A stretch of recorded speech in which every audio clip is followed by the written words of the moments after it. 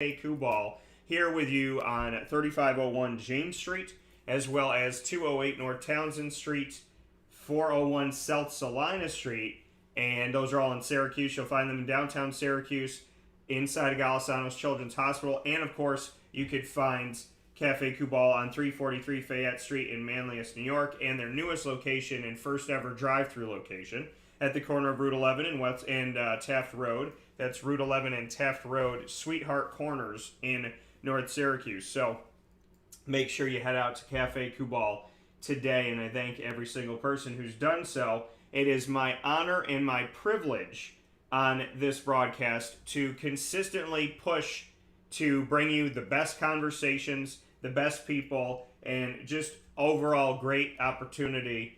And I am honored every single Thursday that at his normal post, Papa Joe from 9 a.m. to 10 a.m. Eastern Time is here with us. He's one of the best sports minds that I know, and he's one of the best people above that I know. And I want to give a shout out to Mary T and PJ because Mary T had sent me over a gift virtually, and in all the stuff I do virtually, I'm going through my emails and I'm going, oh my gosh, I forgot that, this happened. So I want to thank Mary T and Papa Joe for my birthday gift. And I want to let them know that it took me a couple days because I was not going through my emails and checking out my digital world. So a thank you to them for their kindness and their generosity and always just all the great things that they do and the kind people that they are. So PJ is going to be joining the show in just a few seconds. After that, at 10 a.m. Eastern Time, I will be joined by Mike Aresco, the commissioner of the American Athletic Conference, exactly a week from the date,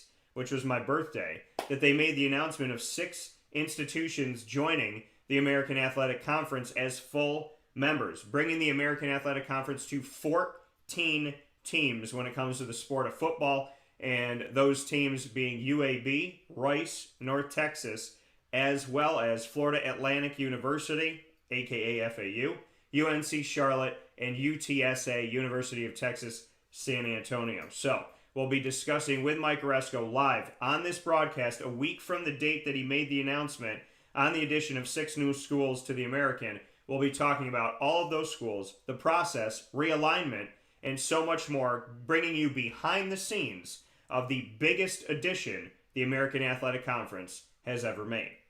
And then, at 10:45 a.m. Eastern Time, we'll hear from Pace University Setters men's basketball head coach Matt Healing, coming on the heels of him going up against Syracuse in their exhibition game. He'll be talking with us about his thoughts on the Orange, playing up against 2 Boeheims at one time, and we'll also get his take on the NE10 conference that he plays within and the Moyne Dolphins that he plays against. So a lot of great stuff coming up with Matt Healing in just a little bit here where Sports Meets Life on Wake Up Call with Dan Tortora. So, with that being said, let's bring in the man of the hour, the first of our trio of guests on today's broadcast, and that is Papa Joe, PJ, in the house to speak with us about the Jaguars, as well as the current playoff situation inside of Major League Baseball, the Major League Baseball postseason. So we'll get to hear his thoughts on that, and so much more, including his take on college football. Let's bring him in. PJ, how we doing? Morning, Daniel. A little under the weather. I apologize for being out last week. Apologize to the listeners, but I can get through this okay. I'm all right. Better, hopefully better. MT's sick too, so my whole family's up there. When I'm in Milwaukee, I got sick last Tuesday, and I've been sick ever since. And I got half of my family up there sick, so I feel bad about that. But it's just a virus going around, and they have to gut it out, I guess. Yeah, and obviously more than anything else, I hope, PJ, that you and MT feel better and get on the mend here very soon. Obviously you got to stay healthy and stay well and stay safe, and you got me worried about you, but I hope that you're feeling a little bit better. Thank you, Daniel. Thank you.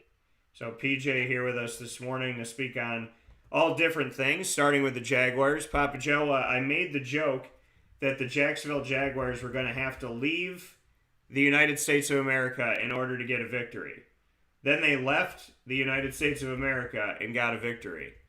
and that was a couple weeks ago. As we have we were off last week from talking because you were out sick. So, what's your take on the Jaguars and the fact that they had to literally cross the pond into another country to win a game? Well, they look strong on all sides of the ball. I think we're seeing the maturation of Trevor Lawrence as we speak. I think he showed up. He showed up and played. I mean, it's not like he hasn't showed up to play. He just hasn't had a supporting cast before. And he really looked sharp, and he looked in control. The kids, the younger players really stepped up. Wide receivers made all sorts of good catches. Little Robinson was running all over the place. Of course, they didn't play that good of a team either, but it doesn't make any difference. You know, they clicked on all three sides of the ball, and I think Urban was pretty happy about that. I know Urban Meyer the liar, I call him that, but I actually believed them this time that they could win this game, and they certainly did. They came through, and they should be very proud of themselves. I'll guarantee it is. He didn't stay in London. He took the airplane back, because if not, he'd still be over in London probably. Yeah, and that's the thing too, is knowing that he took the plane back. That's what everybody was nervous about. Is he going to go back on the right plane? And you would think if you're going to do something that's not great morally, that, I mean, you're in your own restaurant. There's got to be a place where you can go and hide. I don't know, but anyways, I mean, Urban is interesting, I think, is what I'll say. And I just hope that he focuses on coaching from here on out. All right, of course. It looks like they got a bye week now, I think. I don't see him anywhere on the schedule. They did have a bye week. They're playing the Seahawks this week. Oh, that's right. Good, okay. So playing up against the Seahawks, they have an opportunity to go 2-0 of these last two games. Do you feel, I mean, how do you feel about them overall? I mean, granted, winning that game is ending a streak, but there's still a streak that's here, in that they had lost 20 games in a row, and now that's over. That it's not 21, but they haven't won a game in America in over 20 games. Well, we have to look forward to that. At least you don't have to face Russell Wilson. I think that Seattle is very beatable, and I think frankly, I think they should handle the line of scrimmage on both sides rather easily. Russell Wilson is a throwback kind of quarterback. He makes plays. He stays in the pocket. He zips all over the place. He's not really a running quarterback, but he just makes plays like Aaron Rodgers. But I think with him being vacant, I think that the Jaguars should be able to assert themselves on the line of scrimmage and take over. I'm still waiting for them to really come through with a really, really, really, really, really big effort where everything clicks, where they don't make any mistakes, no bad penalties, no interceptions, no fumbles. We're watching Justin Fields the other night going through his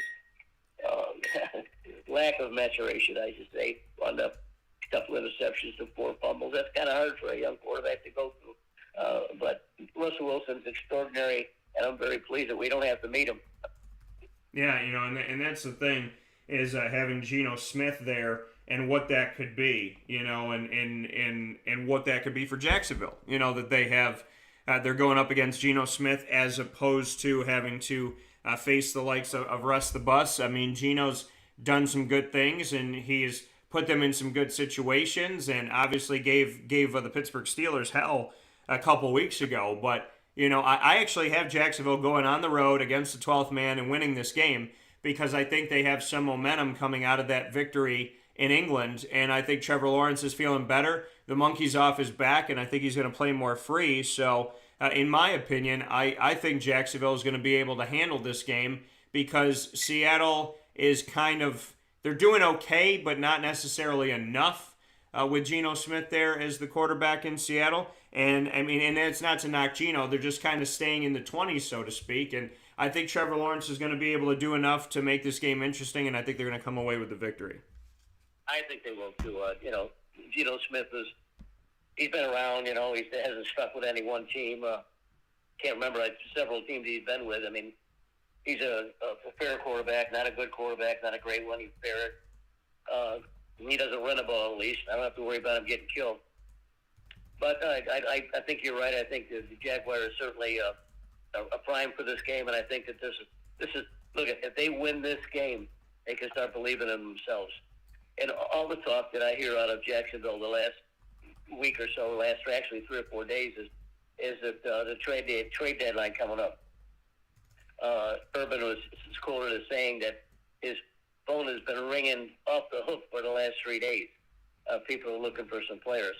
I don't know what he has in mind. He didn't say anything with what he was looking for, but it's quite obvious that he's put some names out there that are trade bait that could perhaps bring in a good player in a position which I don't know. Certainly not offensive wise. I think they're solid there. They got a really good bunch of wide receivers, a couple of tight ends that are making plays too. O'Shaughnessy, I still like O'Shaughnessy as the tight end, but there's some other areas that they could fill. Maybe they're looking for another defensive lineman or another linebacker, but whatever they do, they're going to have to give up someone. So we're going to have to see what happens. I haven't heard anything today yet, but I'll keep the TV on for him. Yeah, and that's the thing. Speaking here with Papa Joe this morning on Wake Up Call with Dan Tortora, where sports meets that thing called life. Here with you to speak on a bunch of different things, including with the Jaguars and where those Jags are at right now and where they can go. Would you like to see them be active in trades? I mean, do you want to see them kind of do what they can at this point with what they have and to try and mature this group and build this group, or do you want to see them make moves?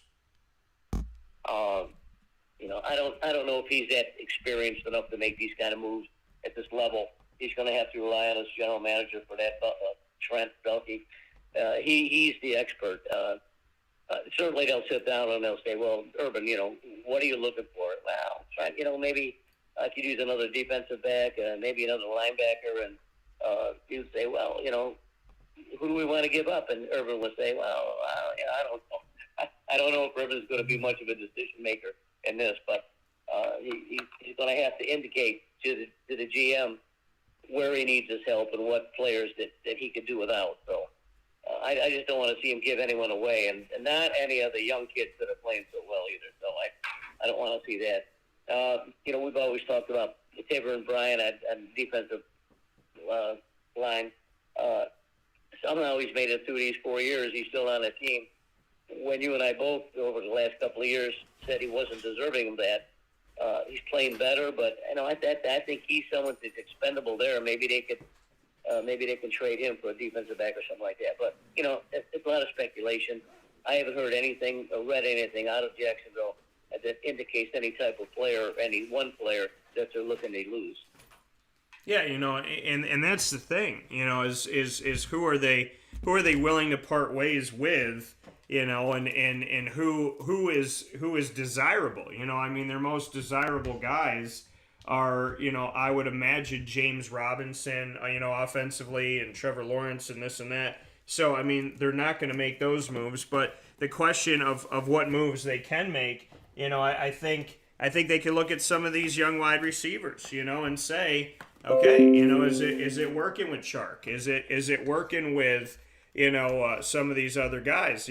Can they part ways with some of these players with a Chark or a Laviska Shenault, which I know that sounds like a crazy thing maybe to say, but it is a conversation starter to say, could you bring in another receiver, more of a veteran wide receiver, and let go of one of these other players. So it's going to be interesting to see kind of how they look at things, because their trade bait that they would have is probably on the offensive side, outside of some backup guys on the D-line or like a Taven Bryan or something like that. But the biggest names on the team that somebody's going to seek, the Miles Jacks of the world and the Trevor Lawrences and the James Robinsons, that's not going to happen. But I would love to see them in the offseason go after an offensive line that they can build, go after vets, some guys that have experience but are still young in the game, guys that have stayed healthy, that have proven that they can stay on the field, and then go to the draft and do the same thing with that and build an offensive line, essentially rebuild an offense, actually just scratch the whole thing and build up. I don't want to say rebuild because they haven't really had a good one in a long time, so what are you rebuilding? You're kind of building from the giddy up, and I'd love to see them actually put together a line that could stay healthy, stay together, and win some games here and protect their quarterback. I think that's the big focus they got to have.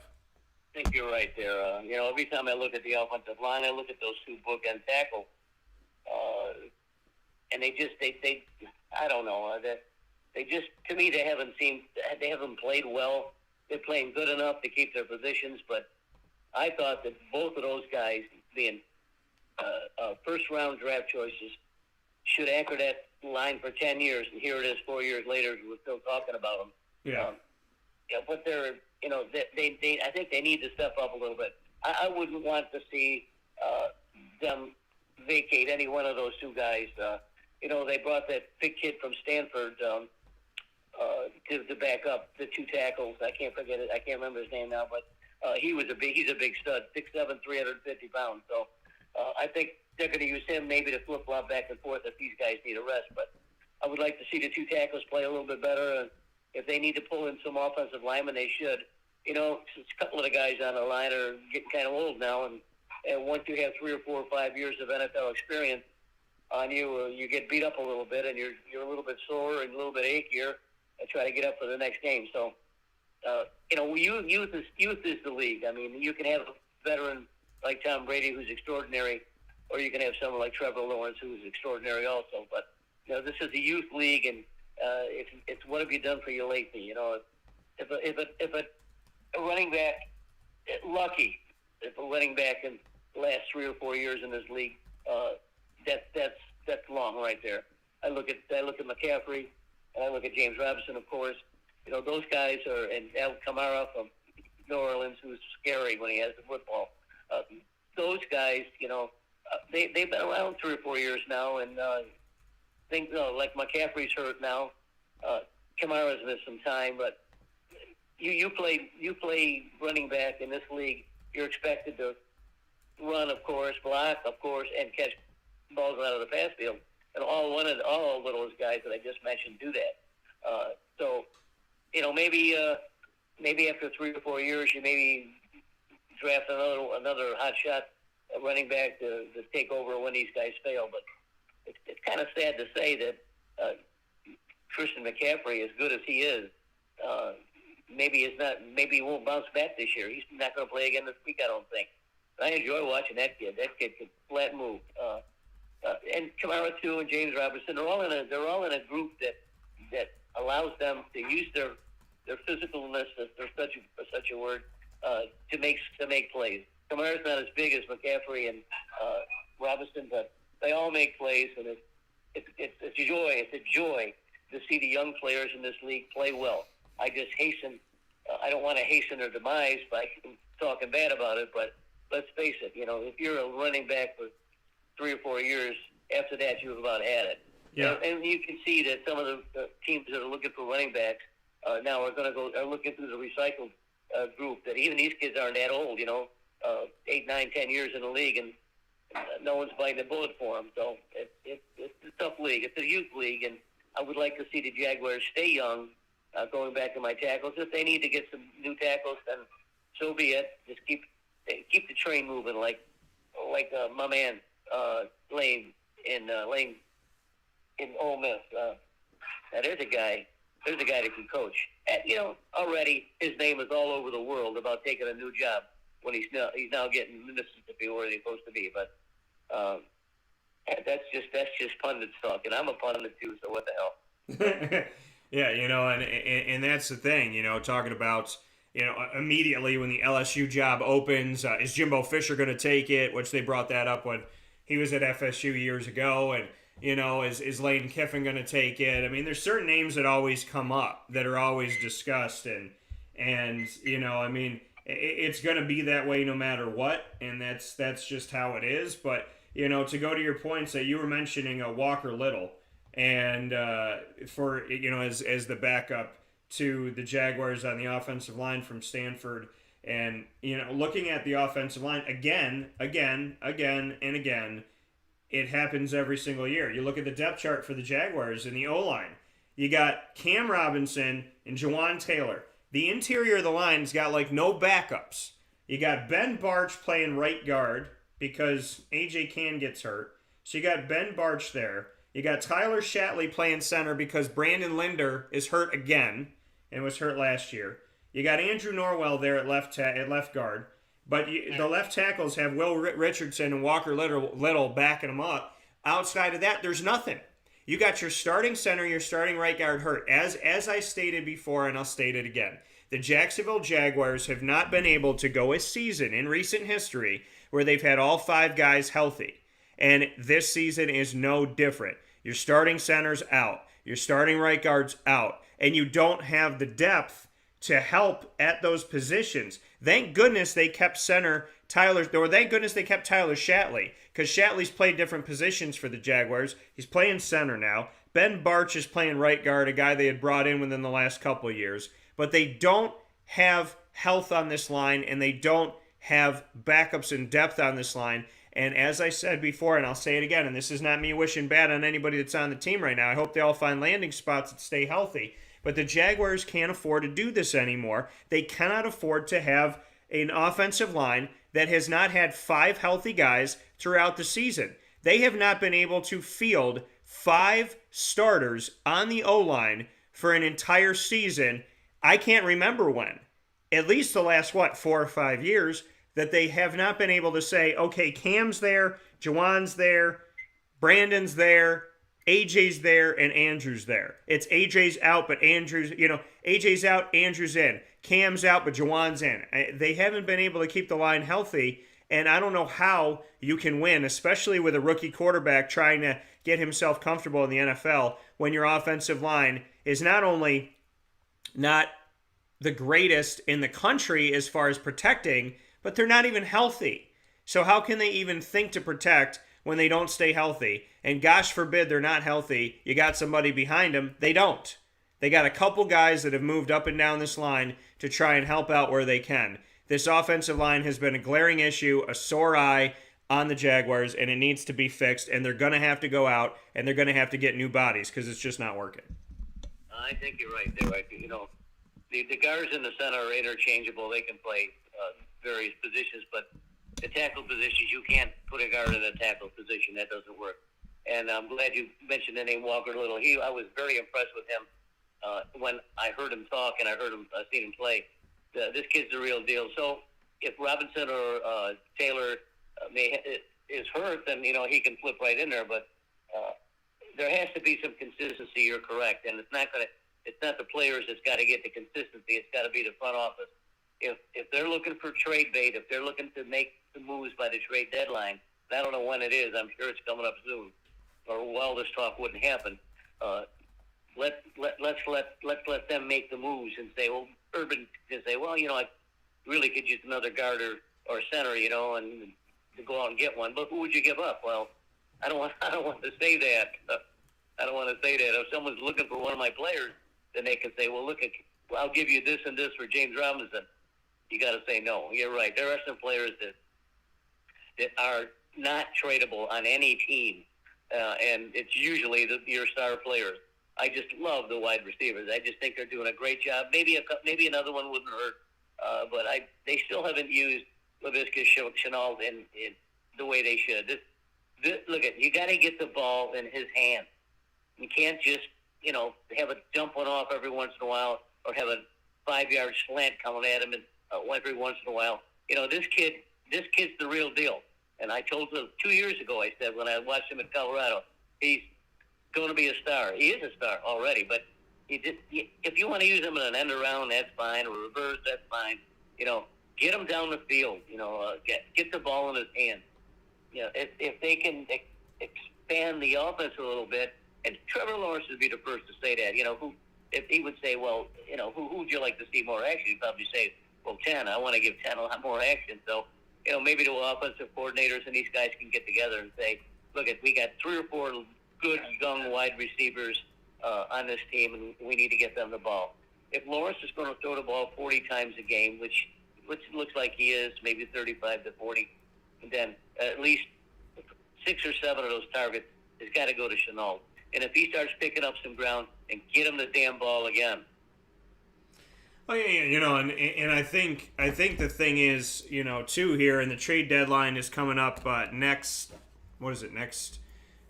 The trade deadline is Monday, I believe. It's Tuesday. Tuesday, November 2nd. So the trade deadline 4 p.m. Eastern time this coming Tuesday, November 2nd. So it's right around the corner.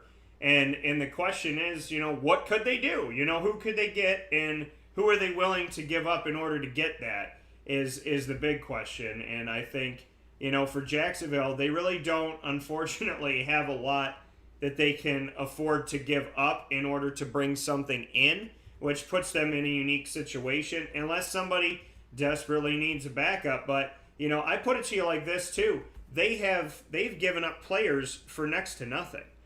They've given up the Calais Campbells and the AJ Boyes for almost nothing. Now they got some good stuff with Yannick Ngakoue, and they did the right thing, is what I wanted, was 2 first-rounders for Jalen Ramsey. So they have done some good things, but in other cases, they've brought in 4th, 5th, and 6th-round picks for starters.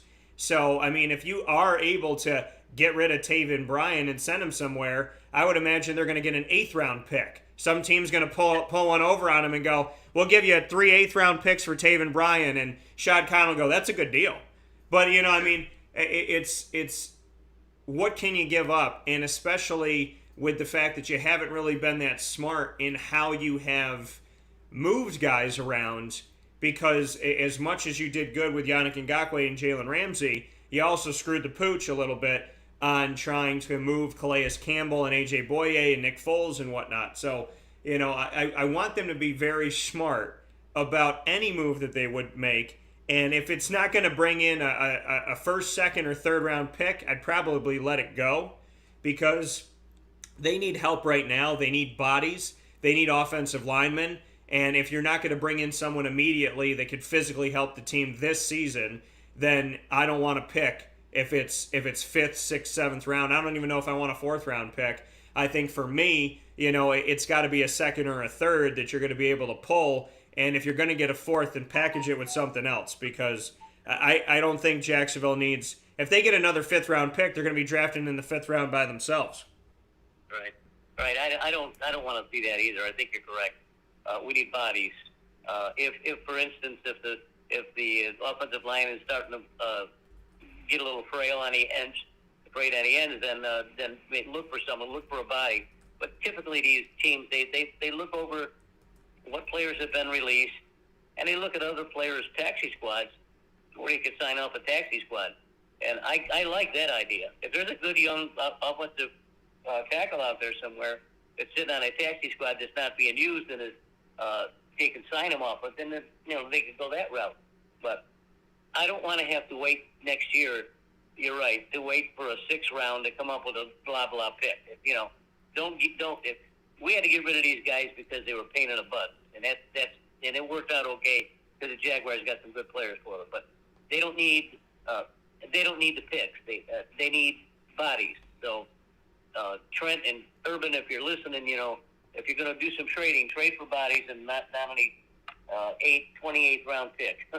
Yeah, I mean that's what they got to do. They got to make some moves right now, and they got to be smart about it. They cannot afford to make mistakes as we step forward here. And speaking of stepping forward on Wake Up Call with Dan Tortora, we're going to do exactly that. We're going to step forward here on the broadcast right after this fast break into the Major League Baseball postseason. The team that I told you was the weakest of all teams, American League and National League, coming into the playoffs, I thought the weakest link in the MLB postseason made it to the World Series. And they're facing off against a team that people haven't stopped hating in the last couple of years. So this World Series may not have a dog in the race for you. However, it is the Braves versus the Astros. We'll talk about it after this fast break with PJ. But I do want to let you know, Papa Joe, before we hop into the fast break here on Wake Up Call with Dan Tortora inside of the Cafe Coupball studios, is that our main man Greg here said, hope you start feeling better soon, PJ. Glad to hear your voice this morning. Oh, thank you, Greg. Thank you. So with that being said, we'll take a step aside for a fast break. We'll be back right after this with plenty more from Papa Joe with Mike Aresco, the commissioner of the American Athletic Conference, and Matt Healing, Pace University Setters men's basketball head coach, coming up later on in hour number 2 on Wake Up Call with Dan Tortora, where sports truly meets life.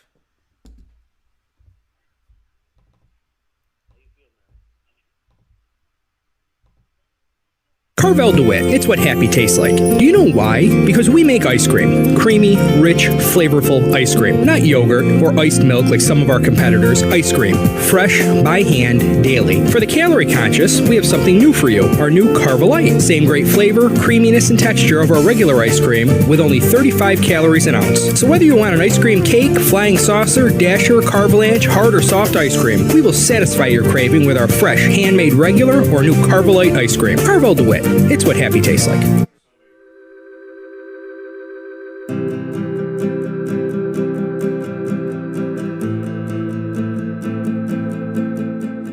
Cafe Cabal offers same-day local delivery of our products, offering no delivery charge for Onondaga County.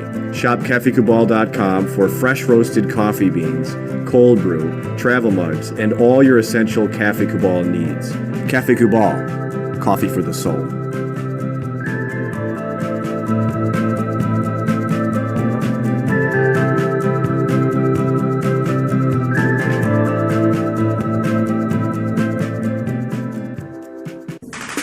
The Wildcat Sports Pub in Camillus, New York is located on 3680 Milton Avenue in the Home Depot Plaza. It is your family-friendly sports bar and restaurant. Folks, some sports bars aren't family-friendly. Some family-friendly restaurants are not sports bars. The Wildcat Sports Pub in Camillus, New York is proud to be both. It is that marriage that you've been looking for years. The Wildcat Sports Pub is your home base for your sports bar and restaurant needs, games for the kids, indoor and outdoor activities, and enough things on the menu to come back every single week and get to try something new. They're open Sundays from noon to 8 p.m., Monday through Wednesday, 11 a.m. to 11 p.m., and Thursday through Saturday from 11 a.m. to midnight. For reservations and party information, call 315-487-2222 for the Wildcat family-friendly sports pub and restaurant.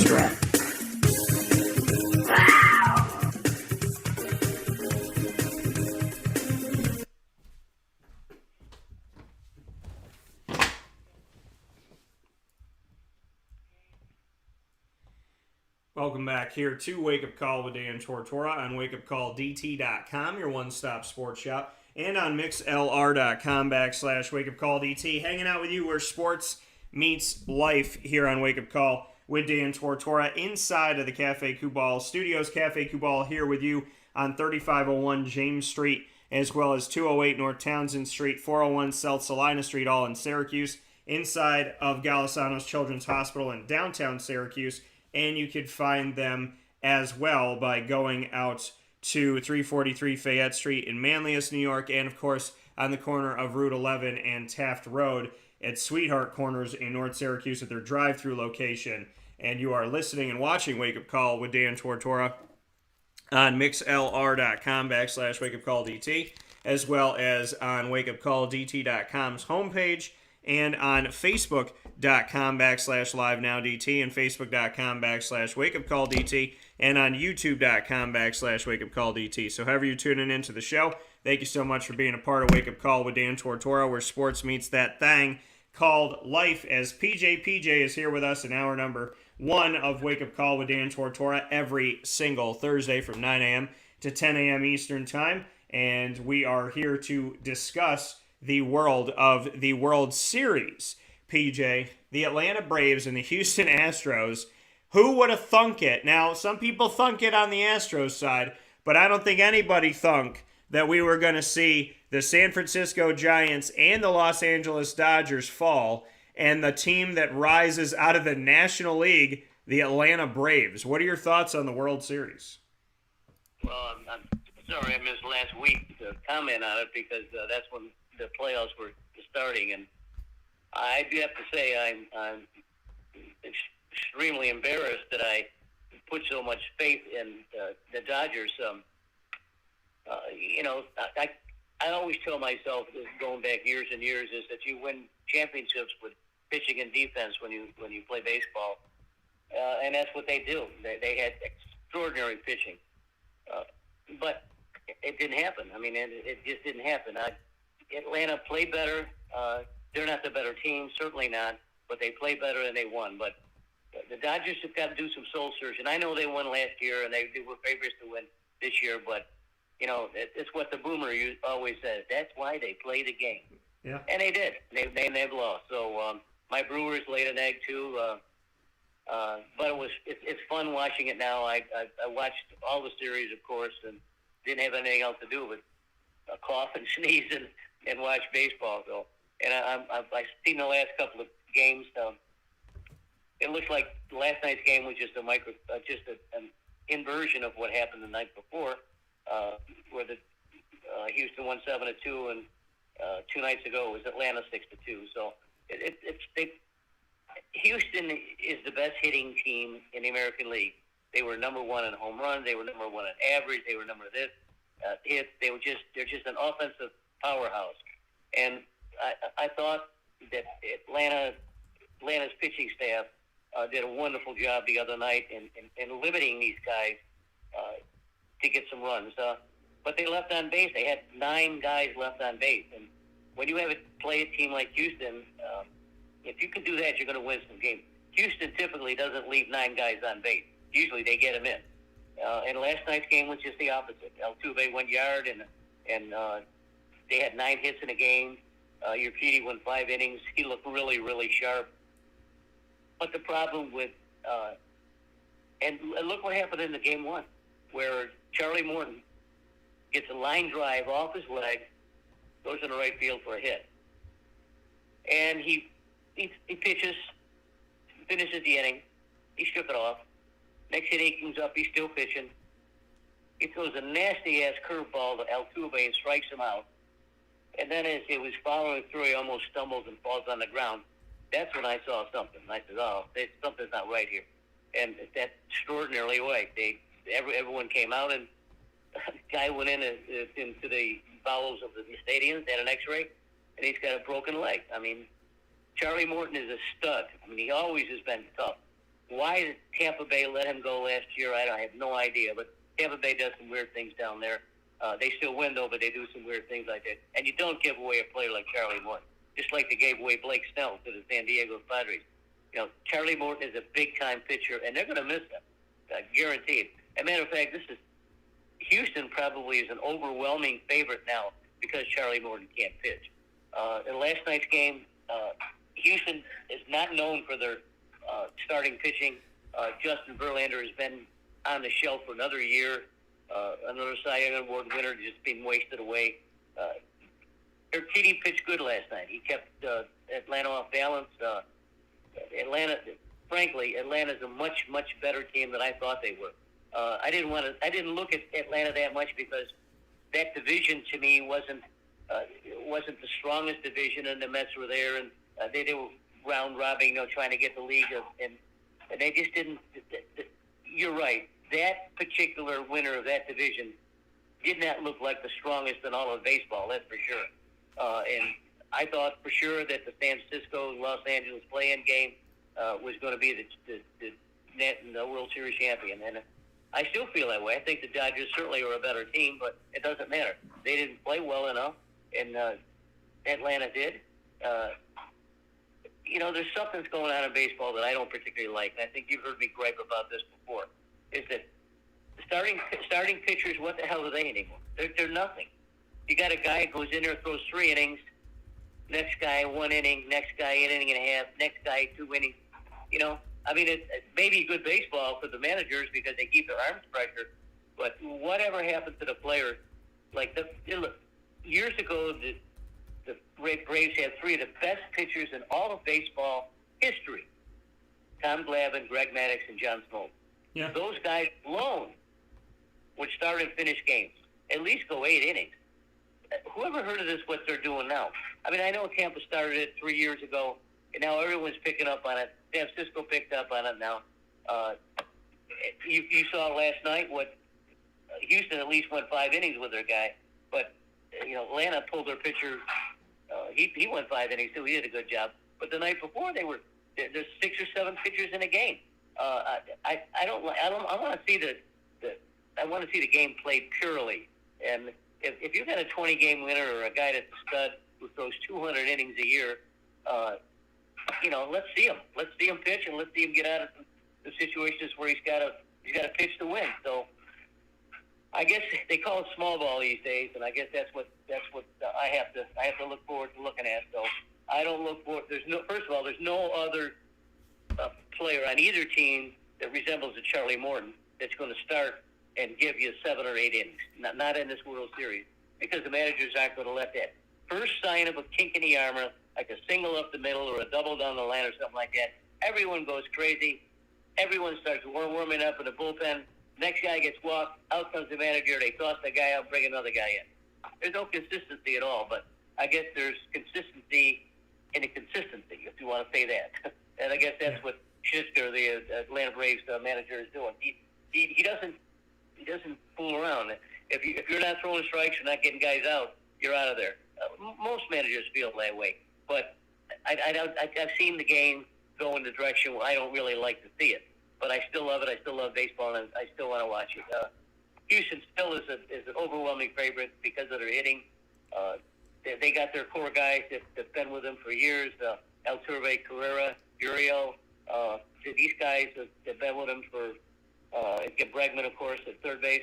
Those guys were on the World Series team 4 years ago, and they're here again. And I look for them to really take charge. That little Altuve, he's an amazing player. A couple years ago, he won the Most Valuable Player, and that's when I tried to watch as much baseball as I could on regular TV before MT got me the Major League package. And this little guy can flat play. And the more I watch him, and the more that I see pitchers try to pitch around him, and he's a little guy, but he throws a big bat. And I was telling Mary last night, I said, don't throw the ball up and into this guy because he's going to yak it. So what does the guy do? He throws it up and in, and little Altuve hits it 400 feet. I mean, he's an extraordinary player. And frankly, he's the leadoff man, and the team rolls when he rolls. Because if he can set the table and start moving things around, you got Michael Brantley, who's a great player. Doesn't get enough accolades, in my opinion. You got Correa, of course, I've mentioned before. These guys are serious hitters, and when they get the ball rolling, they can knock it out of the park. So we'll see what happens going forward. I'm sure that Atlanta's going to come up with a pitching combination tomorrow night in their own home park that's going to offset the power of Houston. Yeah, it's going to be awesome. It's going to be interesting, and the conversation will continue with PJ and I. PJ, before we hop out of here and head into the conversation coming up in hour number 2 with American Athletic Conference Commissioner Mike Aresco, I want to get to college football and jump in on our picks here. There's a lot of fantastic games coming up this week, so I want to make sure we do that. I'm going to start with a team that's done nothing to prove that they're a top 10 team and a team that's done nothing to prove they're a top 10 team. Michigan at Michigan State. Boy, them rankers, they love that Big Ten, baby. Michigan, number 6. And I'm not trying to knock these teams. I understand they've won games. It's just they haven't beaten anybody that's ranked. So I'm just curious as to how you get in the top 10 when you don't play competition that is top 10 worthy. That's all I'm saying. But Michigan and Michigan State are facing off against each other. Whoever loses, they'll probably both be in the top 10 still. So what are your thoughts on Michigan State? Well, I'll tell you, I won't watch the game, Daniel. You can guarantee me that. But I'll certainly read up on it and be able to comment on it. But I guess I like Michigan just by a whisker because of Harbaugh. I think probably he brings the best guys to the table. And he's a motivator guy, and what can you say? I don't watch the Big Ten. I see that Penn State got beat last week by small teams. It's the kind of, I know I work on the SEC all the time, and I'm sure the listeners are tired of me saying that, but the Big Ten has got to play, but other than Ohio State in the last 5 or 6 or 8 years, Ohio State's the only team that can play with the big guys in the rest of the country. They got to be bigger and you got to play faster. And I don't look at either one of these teams being that good to be bigger or faster. So I do like Michigan mainly because of Harbaugh. That's all. Yeah, I'm going to pick Michigan as well in this, but I'm just listen. Number 6 in the country, play somebody ranked and beat them. That's all I'm saying. That's all I'm saying. I don't understand being in the top 10, let alone the top 6, when you played all unranked teams. So it's ridiculous to me. Next game up that we have here, PJ, TIAA Bank Field's going to see a good one as the Jacksonville Jaguars are going to be on the road at Seattle on Sunday. So that leaves the bank open for Georgia, Florida. What are your thoughts on your team taking on number 1 Georgia? I'm so upset. I do have to comment on the last game that I watched before I got ill. Was a LSU Florida game where Florida lost 49-42. I thought Dan Mullen is in a pickle. He's in a pickle. Frankly, there's some people looking for his head already. He has not delivered the kind of team that these players are supposed to represent. I can't remember, and like Grantham too, as a defensive coordinator, how LSU with an inferior team scored 49 points against Florida. It boggles my mind. Florida is no longer an elite team. And matter of fact, I doubt they're even a top 50 team right now. That's how bad I feel about them. They're not playing well, and they're not certainly deep. They're not defending anyone, that's for sure. And then you play a team like Georgia, who looks like they can squash anyone. This is going to be a defensive struggle, I think. I don't know if Georgia's got the offensive talent to beat Florida. Florida has the talent to beat anyone, but for some reason, they're not putting it together. Dan Mullen, in this last week, has lost 2 4-star commitments whose class next year. I don't know why that is, but maybe the word is getting out that Uncle Dan isn't doing the job and maybe looking to be replaced. I mean, it's terrible for me to say because I'm a Gator, but I see some real problems in the team and with the program. So with that being said, I'm going to have to go with Georgia on this one, Daniel. Yeah, I'm going to have to pick Georgia on this one as well. You know, they're a team that I didn't think that was as good as they were to start out of the gate, and I'm not going to make the same mistake twice. I'm going to go with Georgia in this one. Next game up, Ole Miss at Auburn. PJ, what do you have for this? Oh, boy, Ole Miss looked so good the other day. Gosh, they just crushed LSU. And Lane Kiffin is not afraid to roll the dice, let me tell you. He's got a super quarterback. This kid was a 5-star athlete out of California. He's an older guy, but God, he's really, really mature out there. And he's moving Mississippi every which way. He can run, he can throw. I don't see this being a contest, but I think Mississippi wins easy. Yeah, I'm going to have to go with Ole Miss in this matchup as well. I think they've done enough during the season to prove the fact that they can hang with the big boys and get some good things done. I'm happy to see Auburn's ranked in the top 20 once again, but I believe that Ole Miss is putting themselves in a good footing as they go forward, and I think they'll be able to get this one. Penn State at Ohio State. BFD is what I say. But this is a game, again, that probably got national implications to it. It's supposed to, at least. Penn State lost last week. Looked terrible doing that. Saw a couple of the clips. Ohio State looks like they're rounding around. Of all the teams in the Big Ten that look like they can knock off some of the big teams in the country, I think Ohio State's one of them, and I like them in this game. All right, PJ's going Ohio State. I'm going Penn State because the Big Ten doesn't make sense to me. So, you know, I'm going, and when I say it doesn't make sense to me, what I mean by that is any team on any given day can get a victory in there. So I'm going to go with Penn State in this matchup to shake things up in the Big Ten a little bit. Last game, Papa Joe, Boston College at Syracuse. Syracuse is trying to get above 500 for the first time in a minute, and they are 4-4 right now, 2 games away from being bowl eligible and 4 games to play. BC at Syracuse, what do you got? Well, I couldn't get the Syracuse game last weekend, but I did follow the snippets, and you guys look really good. I think your man Babers is maybe starting to turn things around up there a little bit. I would hate to think that they're just a 500 team and going to a bowl. I think they're probably a little bit better than that, and I think they beat Boston College on this thing. Yeah, I'm going to go with the Cuse as well, and I'll have more coming up for that in our pregame show with Isaac Elford. PJ, as always, I thank you for being a part of the show. I'm happy that you navigated with us today and worked with us, as I know you're still under the weather, so I appreciate having you back and having you on the show. And as always, I send my love to you and Mary T and to the whole family, and I hope everyone has a speedy recovery, gets well, and stays well from here on out. So many blessings and a lot of love sent your way, and good hearing your voice again and having you back on the show, and I just hope you feel better. Thank you. You know, there were years ago when my grandfather was sick, he always used to take a shot of whiskey to make him feel better. I can't do that. I don't drink, so I'm not going to take any shots of whiskey, but I'll feel better, I hope. Yeah, you will, PJ. We'll talk with you soon. All right, take care. That coming from Papa Joe here on Wake Up Call with Dan Tortora, where sports meets that thing called life.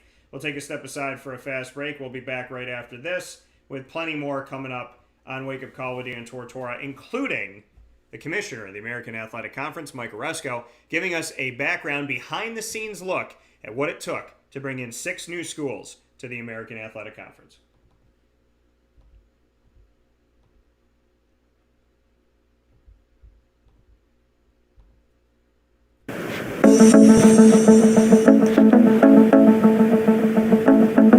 Avicoli's, located on the corner of Route 57 and Wetzel Road in Liverpool, New York, has been your trusted neighbor for decades. Located just steps from Liverpool High School, we're happy to have the Liverpool Warriors on-site, on-location broadcast at Avicoli's through Wake Up Call with Dan Tortora every single month, featuring student athletes, coaches, and administration throughout the year from Liverpool High School. Head out to Avicoli's today on the corner of Route 57 and Wetzel Road in Liverpool, New York, open Tuesday through Sunday for lunch, dinner, and drinks. We'd love to see you out there, and of course you can call them at 315-622-5100 for takeout, delivery, and catering. That's 315-622-5100, and also find them on myavicolis.com. That's myavicollis.com.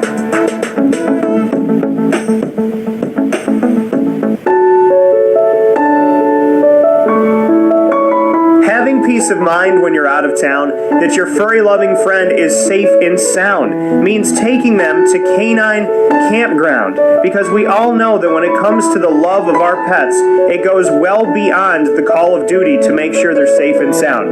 Right, Lily? So take a ride to 242 Johnson Street in East Syracuse, New York, and see Canine Campground and where your dog will be staying, in the classic cabin, the executive cabin, the grand cabin, or of course the luxury cabin, because if you know Lily, you know she loves luxury. Now you don't have to wait to the last minute to find a family member or a friend that'll take your dog for a few days. Call Canine Campground at 315-299-4013. That's 315-299-4013. Their drop-off and pickup times are Monday through Sunday. Check K9campground.com for more information. That's the letter K, the number 9, and campground spelled with a K.com. K9campground.com. When you're going out of town, bring your dog to Canine Campground.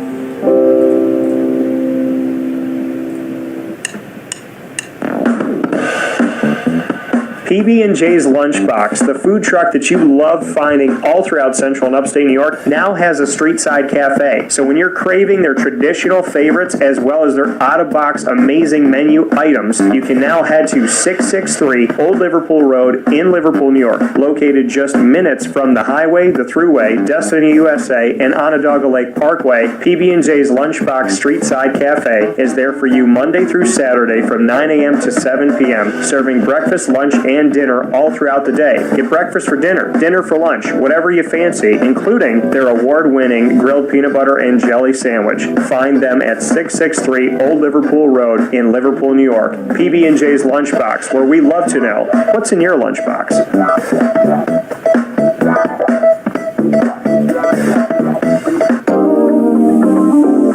As a patient patient, what do we want? To be cared for, to be listened to, and to have someone walk us through the process on our path to victory. Victory Sports Medicine and Orthopedics does all of those things beautifully, with Dr. Mark Petropoli leading the team on 791 West Genesee Street in Skaneateles, New York, located minutes from beautiful Skaneateles Lake. Whatever your injury may be from head to toe, preventative care, rehab, physical therapy, laser therapy, and surgery are all available at Victory Sports Medicine and Orthopedics, where they care about us, they listen to us, and they understand that everyone's path to victory is a little bit different. Let them help you on yours by calling 315-685-7544 to make your appointment today. That's 315-685-7544. And find out more information at victorysportsmedicine.com.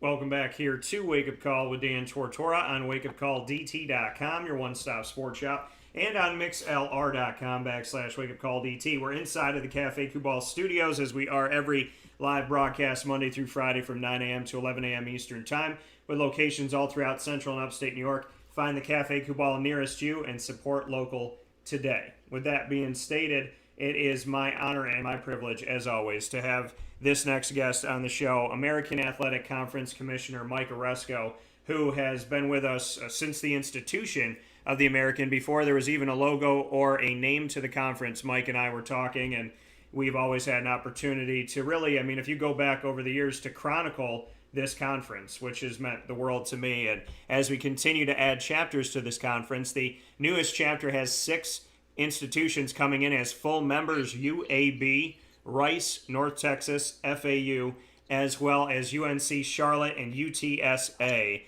And so now, exactly a week from when that announcement was made on my birthday, I have the opportunity to bring Mr. Mike Aresco back onto the broadcast here to discuss the behind-the-scenes look at what it took to bring in these 6 schools. And let's bring in the commissioner. Mike, how are we doing today? Hello, Dan. Always great to be with you, and happy birthday. I don't think I knew that. And, again, always a pleasure to be with you.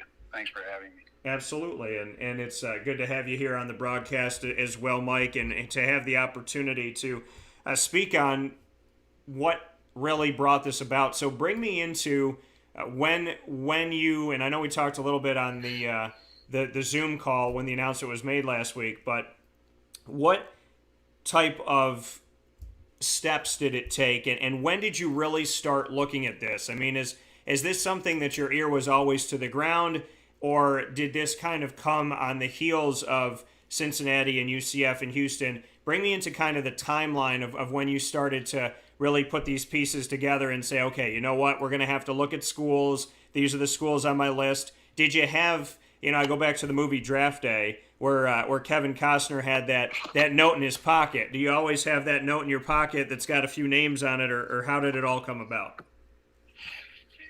Dan, essentially, you always have to be prepared in our business for realignment. It does happen. It's happened for the last several decades, and so you have to be ready. You never know what the future is going to bring, and so consequently, you have an idea. We've done in our conference over the years due diligence relative to possible additions to the conference. Should we lose anyone? Should we decide for whatever reason to expand, even if we don't lose anyone? And so we've had a database of schools that we thought we'd have interest in, schools which had interest in us. We don't go around tapping people on the shoulder and asking whether they want to join. We've had interest from a lot of schools. Some things have worked out, some things have gone nowhere. But so you start with that. We've always been prepared in that regard, and we update our database periodically. Now, when Texas and Oklahoma, when that leaked, when it leaked that they were leaving the Big 12, and then it was very shortly confirmed, I knew immediately that was going to affect us one way or another. Either the Big 12 would implode, in which case we could potentially be a home for some of the schools that had nowhere to go, and obviously would be schools would be good additions to our conference, or the Big 12 would somehow hold together, but would need teams, to fill out their roster, and so consequently they would go looking for teams, and I knew immediately that they'd be looking at our schools, because that's what they did 5 years ago, as you know, when they ran that circus, unfortunately, and didn't end up expanding.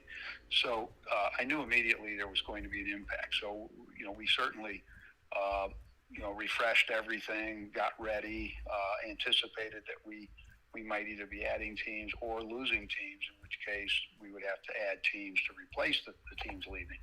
And sure enough, the Big 12 did stay together, at least for now. I mean, who knows what's going to happen? I don't really get into the business of other conferences, but the point is, for now, they're together, and they decided to take 4 schools, 3 of ours.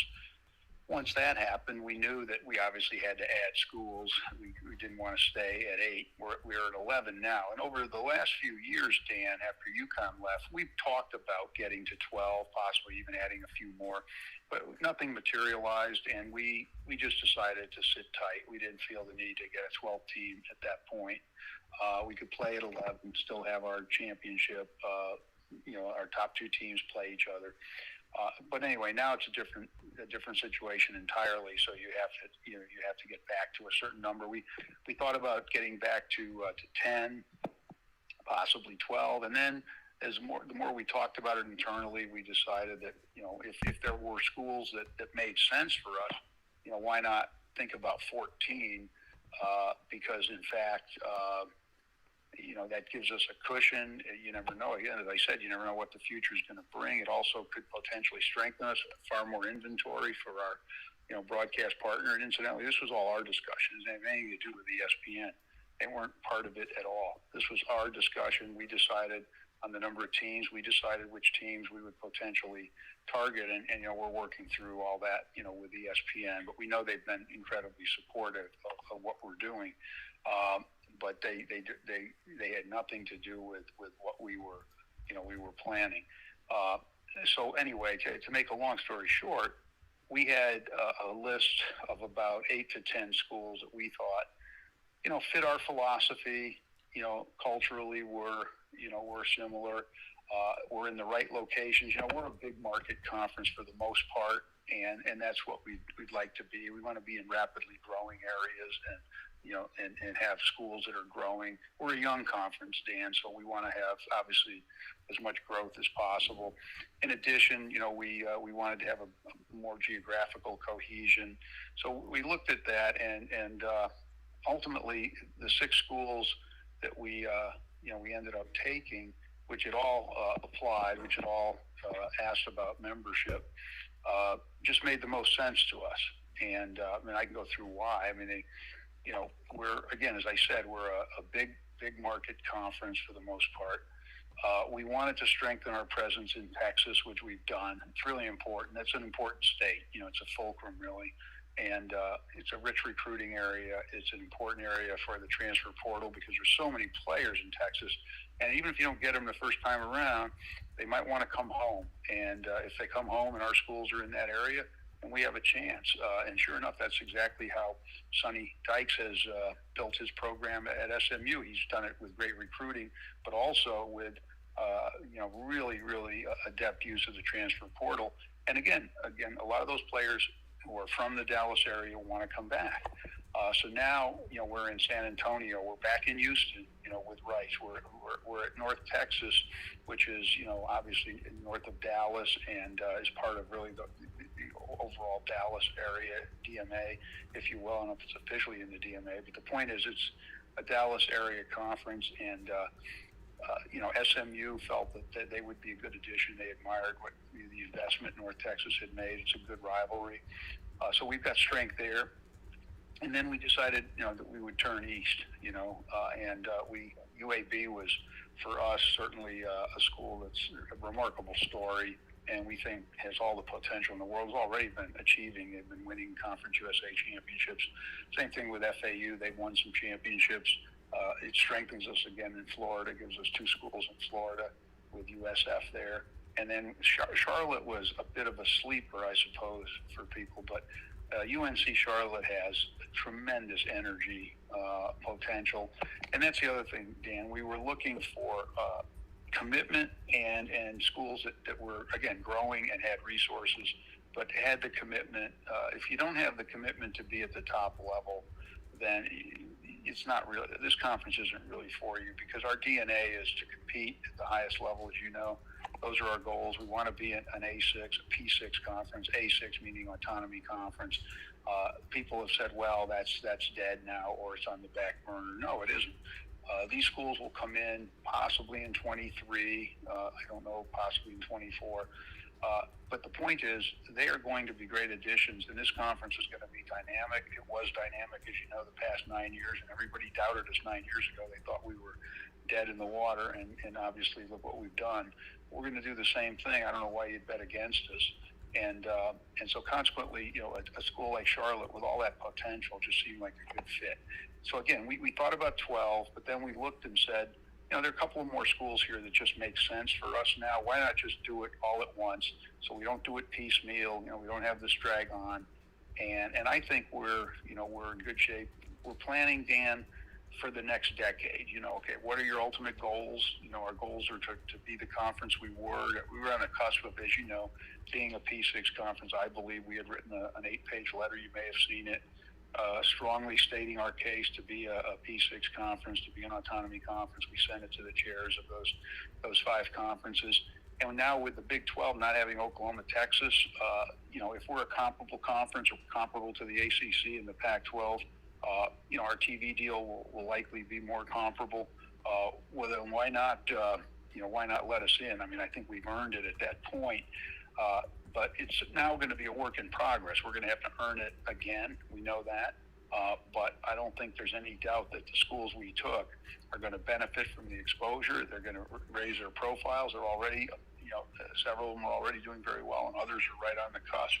So that's really, Dan, how we viewed it, how we went into it, how it evolved. And we did it quickly, I think, relatively speaking. Bringing all 6 in is complicated. You've got 6 schools. We tried to be uniform in the way we dealt with them. But, there are always little nuances. And we kept it, as quiet as we could. It finally leaked, and I give credit to Pete Thamel. It can be a pain in the neck when things leak, but you got to admire Pete. He's really good at what he does. Probably the best I've ever seen in terms of just ferreting out information. So he had the story, but we kept it quiet for quite a while. And I feel that that's the way you have to do this. It can be very disruptive. It's not, fun for anyone. So we did get it done, and now we're going to look to, look to the future and build this thing. It's a great conference, and I really enjoy the people, and we'll build it again. Coming here from the commissioner of the American Athletic Conference, Mike Aresco. Mike, you just made mention that your TV deal will likely be more comparable to the Big 12 and to the ACC. What makes you believe that, and what can you share about it that you think it will parallel the Big 12 and the ACC as far as TV now? Well, I can't. It will. The ACC's, had on a different level. No, I was talking about. I don't know whether it will be comparable to the Big 12. I don't know what their situation is going to be without Texas and Oklahoma, and I can't comment. I just don't know. In terms of our TV deal, we're still working through that. Dan, again, as I said, ESPN's been extremely supportive. We think we have a good plan going forward, but I can't speak to the economics at this point. Down the road, I will be able to, but not right now, because we've still got some things to work through. But no, we're not. We're not in. Again, the ACC had a deal that's different from ours. Not that ours is in any way an inferior deal. It isn't. It's excellent, as you know, and it's far more revenue than we had before. But no, I wasn't thinking. What I'm talking about is competitively. Yeah.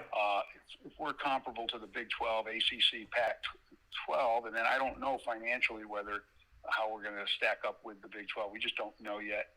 But I've never thought that the financial part of it should be the deciding factor as to whether you're a P5 or a P6. It should be how competitive you are. It should be whether you look like the other schools, whether you have the resources to compete, and we clearly have shown in the past that we have had that.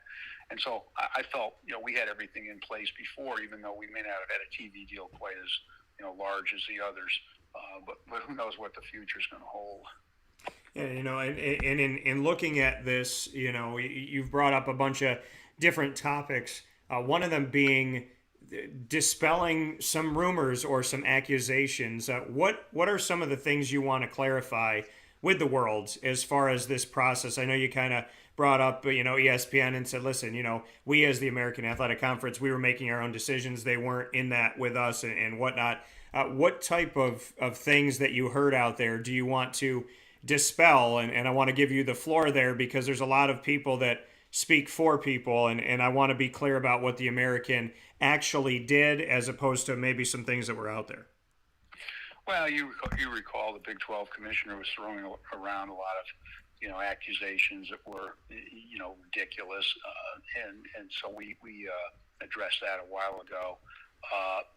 Again, I mentioned the ESPN only because obviously once you do this, you go back to your TV media partner, but again, they were not involved in this, in our deciding what to do on this. And the other thing is, financially, you've heard a lot of rumors about what's going to happen, this and that. You can ignore all that, and we'll see where we come out. And so that's something that again, we've had to kind of endure a lot of that, but that's fine. Eventually that'll all get sorted out.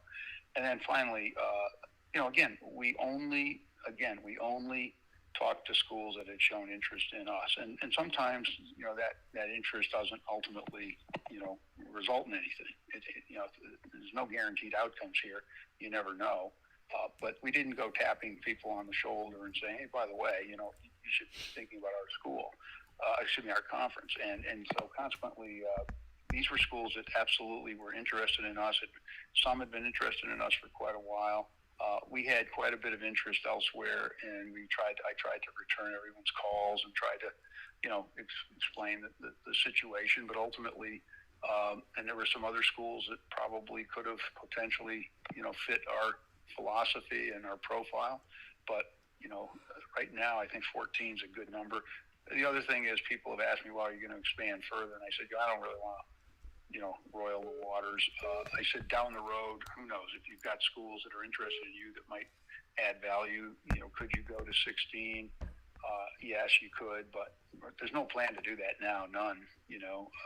Jim Delaney once said, Jim had a knack for coining these kinds of phrases. He said, we're inactive but alert, and again, if there's interest in us down the road, we'd consider it, but we would do it quietly. We're really not trying to disrupt anything.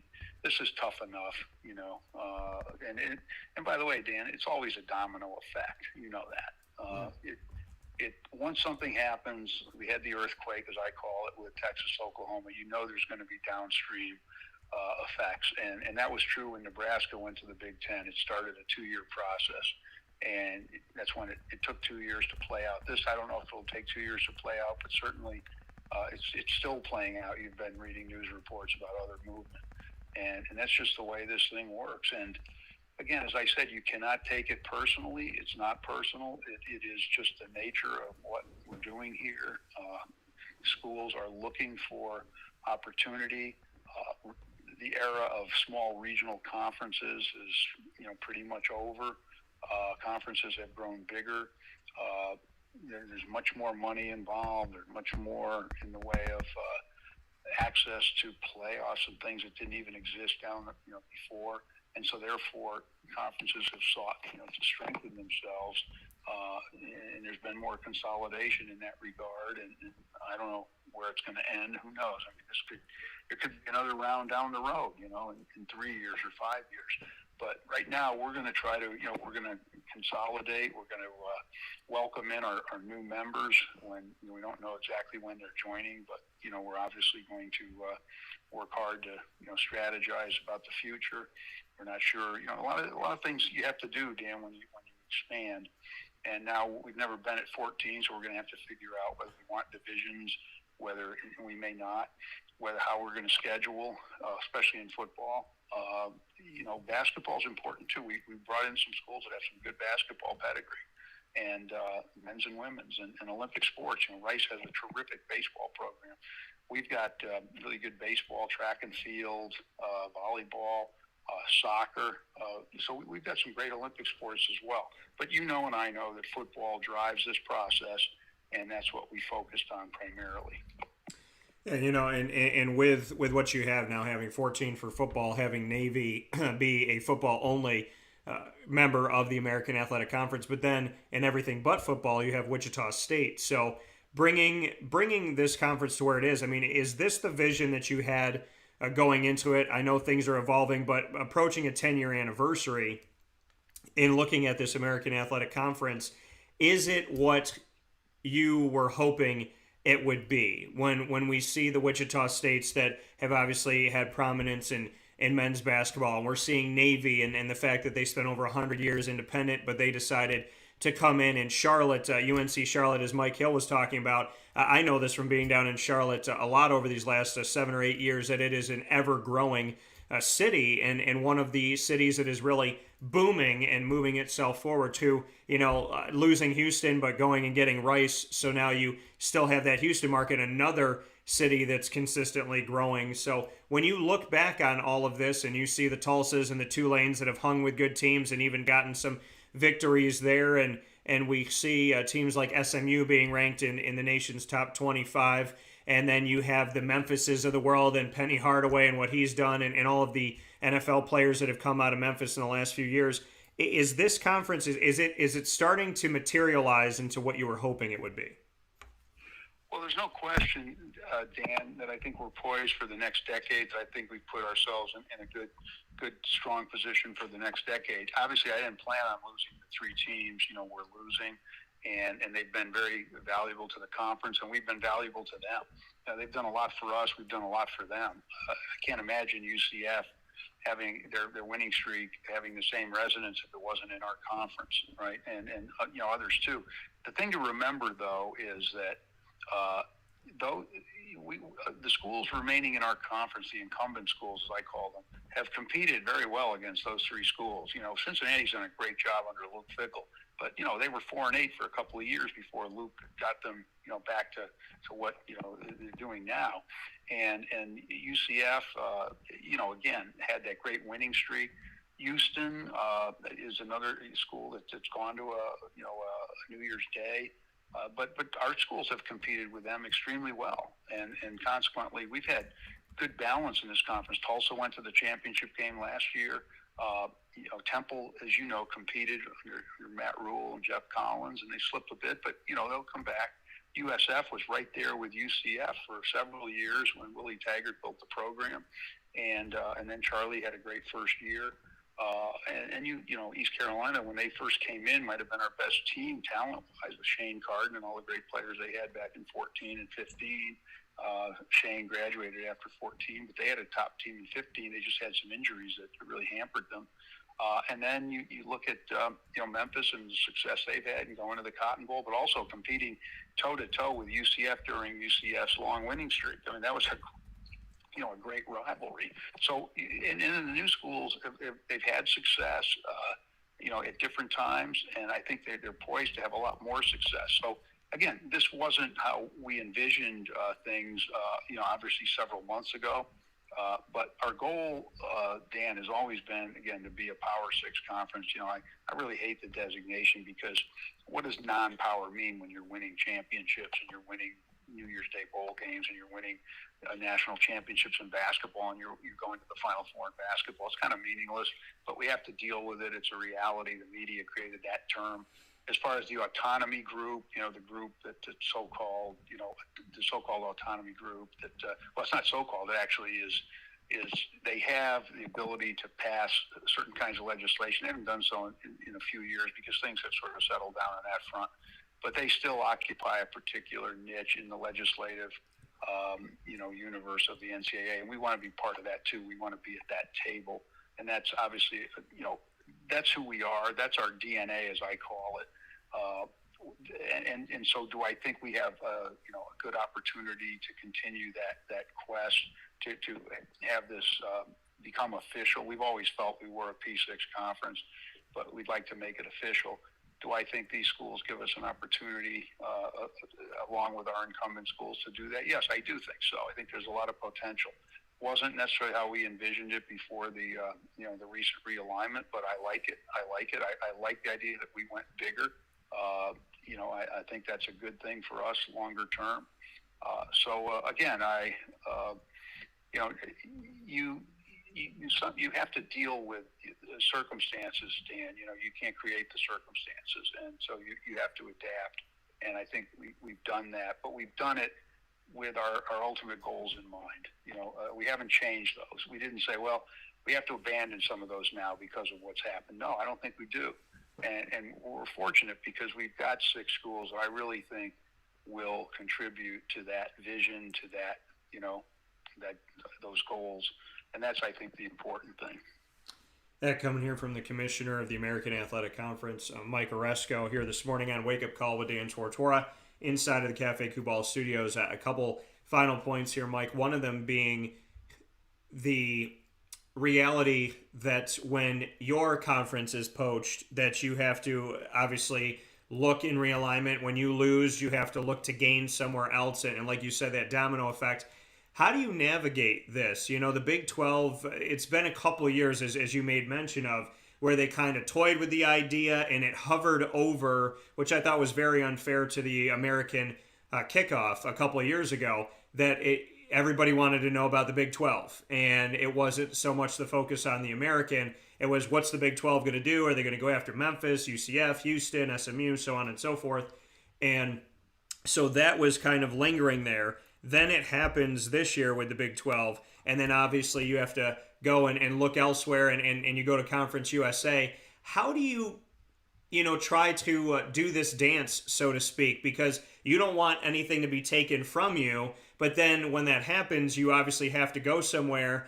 And I'm sure, knowing the type of human being that you are, it's not, you're not the type of person to go there, with a sword and start slashing away at something. So how do you navigate the fine waters of, okay, we lost a few schools, now we have to go take a few schools, and knowing that taking those schools is going to affect another conference as well?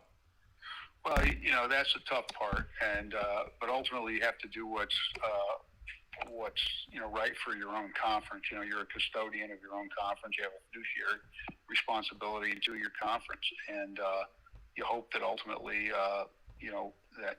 things work out. But when this happens, Dan, typically there's interest that has always been there, but then rises to the surface. From conferences that are from schools and conferences that are looking to improve their situation.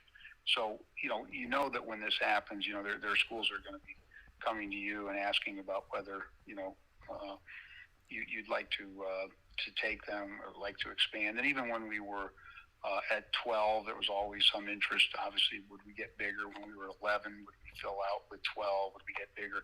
So that's always there. That's the way this thing works. But I don't like to lose schools, of course. I don't like the uncertainty. And there's still instability in college athletics right now. There was some remarks that were made by some conference officials that were destabilizing a bit, and you just have to live with that. And the other issue is you cannot take it personally, because if you do, you're finished. It's not going to work. And that's because you do have schools that, while they're in your conference, might be looking at potentially greener pastures, right? And that, by the way, that's true at the P5 level too. You've seen it. You've seen movement there. You just saw Oklahoma, Texas leave to go to the SEC. So that may be out there, but you can't worry about it. And you've got to then say, okay, my job is to make this conference the best home for the schools in the conference. It is a voluntary organization. If somebody sees a better opportunity down the road, then they may take it. Now, do you try to persuade them to stay? Do you talk about why they should stay? Of course you do. But you also have to be realistic, and that maybe there's nothing you can do to keep them. Now, in the case of the 3 that are leaving, they were looking at a conference that is, was a P5. Ostensibly, it still is by virtue of the legislation. Who knows what the future is going to bring for that. But they were looking at that. They were looking at potentially more money. We'll see how that plays out. And so consequently, they decided to make that move. And we still have cordial relationships. There are certain things that when someone leaves, they can't do in your conference. But the point is, we're happy that they're here. For instance, if Cincinnati is a playoff contender, they'll be promoted by me as much as I promoted them last year and any other time. So you just have to look at it that way, and it's not easy. And no one's arguing that this doesn't affect you, emotionally. It doesn't affect you, in a certain way when something like, when you lose teams, when teams tell you they want to leave. I mean, who's going to argue that you like that, But the point is, you have to understand what's going on, and that creates a level, I would hope, a level of civility. When UConn left, we worked it out pretty quickly. We've had, when Wichita came in, we worked that out pretty quickly. And I typically call the commissioners of the school, of a conference when we're close to taking those schools. You hope before it gets into the media, and tell them what we're doing and why we're doing it. And that's happened to me too. And sometimes commissioners haven't called me, but I think it's important to reach out and do that and try to maintain, for instance, Jim Delaney took Rutgers and Rutgers and Maryland, and that had a double effect on us. Not only did we lose Rutgers, we then lost Louisville because the ACC replaced Maryland with Louisville. So what Jim did at the time, it was in the middle of our negotiation. It pretty much wrecked us. We then, a domino effect ensued. We lost Boise and San Diego State. The Catholic Seven decided to leave. But I understand what Jim was doing. He was doing what he thought was in the best interest of the Big Ten. And so we've remained friends. You can't, again, take it personally. I think that's the takeaway from this, because it's a tough process. I don't know why anybody would like it on either end, regardless of where you stand. And I've been on, this isn't my first, as I've said to somebody, my first realignment rodeo, so to speak. I've been through this on both ends. And because of the nature of our conference, we're going to be a little more susceptible to it. If you're the commissioner of the Big Ten or commissioner of the SEC, maybe you don't have to worry about that, right? But other conferences have had to be concerned about it, and you just deal with it. It's that simple. And looking at that and seeing that scenario and that situation as you get set to step forward here, you mentioned Cincinnati, and Cincinnati was in a place last year where I thought, and I know you did as well, thought that they were deserving of a college football playoff berth. Now they're in the top two in the country, ranker-wise, in the AP. Are you at a place where it's kind of surreal and kind of bittersweet that you thought that, they would have it, and if they go to the college football playoff, it'll be as an American athletic team, but knowing the fact of looming in the background that it's a future Big 12 team as well? Well, you're certainly aware of that. Who would argue that you're not? Is it bittersweet? Well, you could argue that it is. On the other hand, no, I'm embracing it. First of all, you just said it. If they do this, it will be as a member of the American Athletic Conference, and we will forever be proud of that, obviously. And we don't root for anybody, in our league when it comes to conference games. But should they continue to win, and should they have the kind of season they had last year, and should they make the playoff, no one could be prouder. The great people there. Luke Fickell sent me the nicest note when this all broke about how much he enjoys being in the conference, how competitive it is. We don't get the respect we deserve. But he was, and Kelvin Sampson reached out to me too. I mean, really, really great. And so you have strong positive feelings toward these schools and what they've accomplished, and you understand why they're doing what they're doing. So if they're in the American, they're likely to be in the American next year. If they play well and succeed in the American, we're proud to have them, and we're proud that they did it in the American. And that's always that will always be part of our legacies. And you have to view it that way. And it's much healthier to view it that way than to view it as, well, they'll be leaving. Therefore, why would we want them to do well? No, it's just the opposite. We want them to do really well. And I want our incumbent schools, the others, to do really well as well. It's all part of who we are at the time. That's the important part. Again, you want this to be a great home for those in the conference. And if they leave, you wish them well. You work on the exit terms, and then you move on and you rebuild based on new schools that join. So that's how I view it, Dan. And people could say, well, that's sort of Pollyannish because, wouldn't you really get upset about this? No, you really can't. You can't. And that's really it. I mean, we'll see what happens, and again, no one loves realignment, but you deal with it, as I've said many times. Yeah, and the final point here with Commissioner Mike Aresco, the American Athletic Conference here on Wake Up Call with Dan Tortora inside of the Cafe Cubal studios. Thoughts on where we go from here? I know you spoke about this. This is kind of a run the gamut type of question, but do you increase your exit fee? What do the parameters look like? Are you set up to have the teams that are leaving, the 3 that are leaving and the 6 that are joining, for that to happen at the same time? And then do you look at different sites now for championships, and do you look at divisions? So I know it's kind of a bunch of different pieces, but as some are going out and some are coming in, these kind of quick hitters of where are you at in some of these topics? Well, I unfortunately don't have enough time to go through all that, but what we'll look at whether we want divisions in football. We've never really had divisions in basketball. I don't know whether we'd want that or not, especially in view of the potential new playoff parameters, whether you'd want divisions or not. There are a lot of things you have to work out. I don't know that we'll necessarily change our bylaws by virtue of this, but we have to work on if in fact the 3 schools want to leave early before they're required to stay through June 30th, 2024, and if they want to leave earlier, then we have to negotiate with them. We would want. We'd have to. We wouldn't have to. But we would choose to negotiate with them. There are other things that obviously are going to, as you said.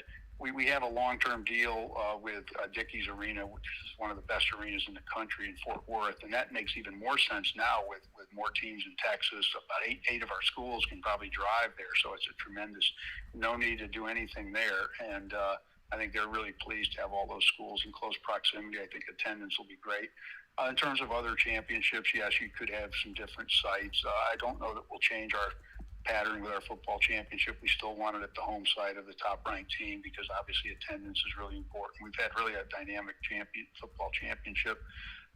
So things like that we'll have to look at. There are probably some other things I haven't mentioned that clearly need to be discussed. We'll try to integrate the new schools into the conference as well as we possibly can. They're going to be important members, and we want them to feel really comfortable and welcome. So a lot to be done, Dan, but I'm optimistic that we'll get it done. We did it before. We had to do it. We had to get a whole bunch of new schools in before, and we had to work out, finances and other things, and we did it pretty successfully. In fact, one writer said to me, I haven't heard peep for 6 or 7 years regarding, all that money that was left behind by the Big East and all. You allocated it. And I said, yeah, we allocated it equitably. It wasn't necessarily always equal, but it was equitable. So those are the kinds of things you need to do, and we'll do them.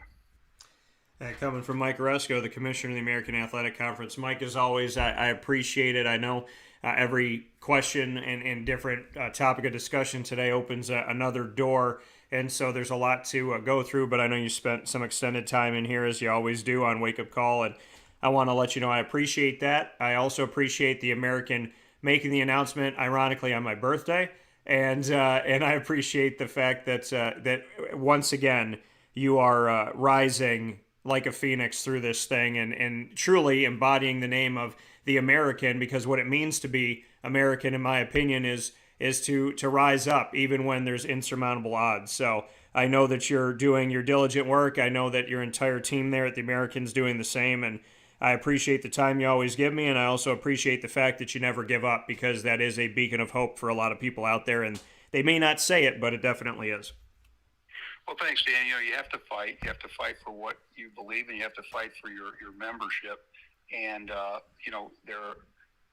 lot goes into this, as you know, and I appreciate you, Dan. I appreciate the support and the interest you've had in our conference over the years. I'm always happy to spend time with you. And, in fact, I appreciate the fact that you're willing to have me on, and I can talk about the conference. It's always been a lot of fun because you're knowledgeable, you know what we're doing. That's important. And, in terms of the conference itself, I think the membership feels really good about the fact that, there's interest in us, and I hope that continues. But thank you for all you do and your interest in college athletics generally. I think it's absolutely great, and always enjoy being with you.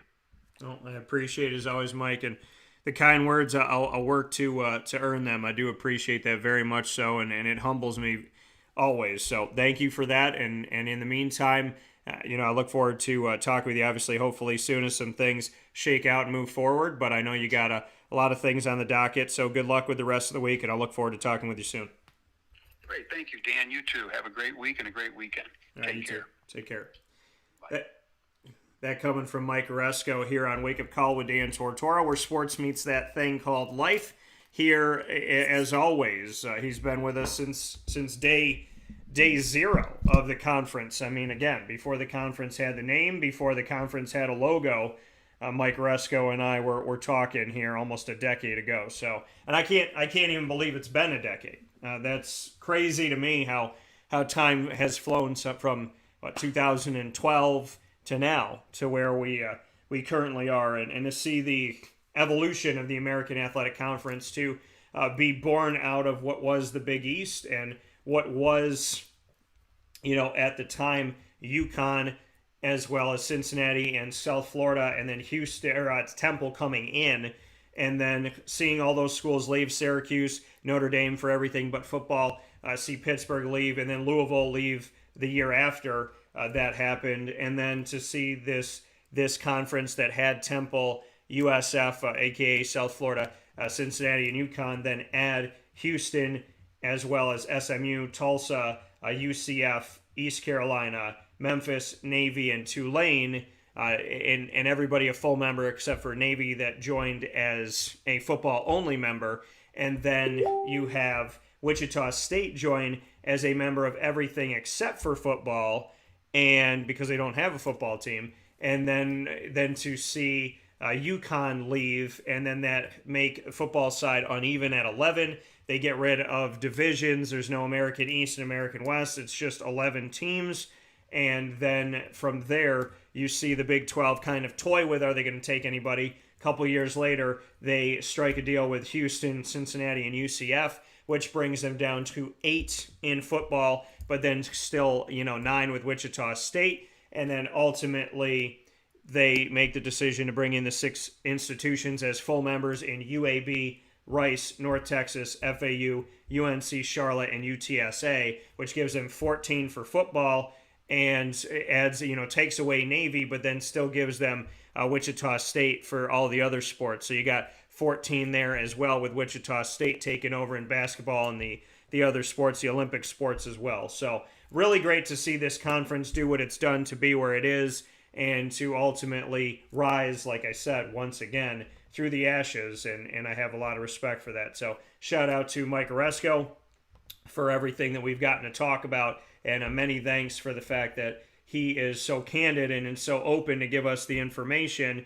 that a lot of people, want to know about, and the new members, the old members, and the fans of all. So thank you to Mike Aresco for your time as always, and thank you for being open and honest and always treating Wake Up Call as a priority. So I appreciate that to Mike and to the entire team at the American Athletic Conference. So for Mike Aresco and the American Athletic, we'll take a step aside. Many thanks to them once again. Inside the Cafe Kubal Studios, when we spin back around, we will be bringing you Matt Healing for the first time ever. The Pace Setters men's basketball head coach will be joining us on the heels of facing off against Syracuse and before facing off against Lemoyne, facing 2 schools in Central and Upstate New York this season. We'll talk to him about that and so much more right after this fast break on Wake Up Call with Dan Tortora, where sports meets life.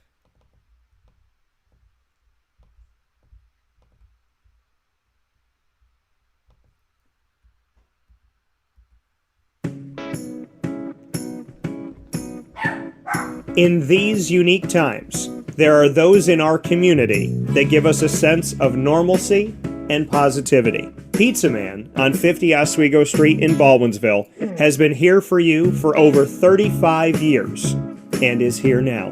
Call 315-638-1234 or order online at pizzamanbville.com to bring those familiar tastes into your home. And remember to come see our monthly on-site broadcasts centered around the community and our Baldwinsville Bees. Pizza Man in Baldwinsville. Any way you slice it, they are always here for you.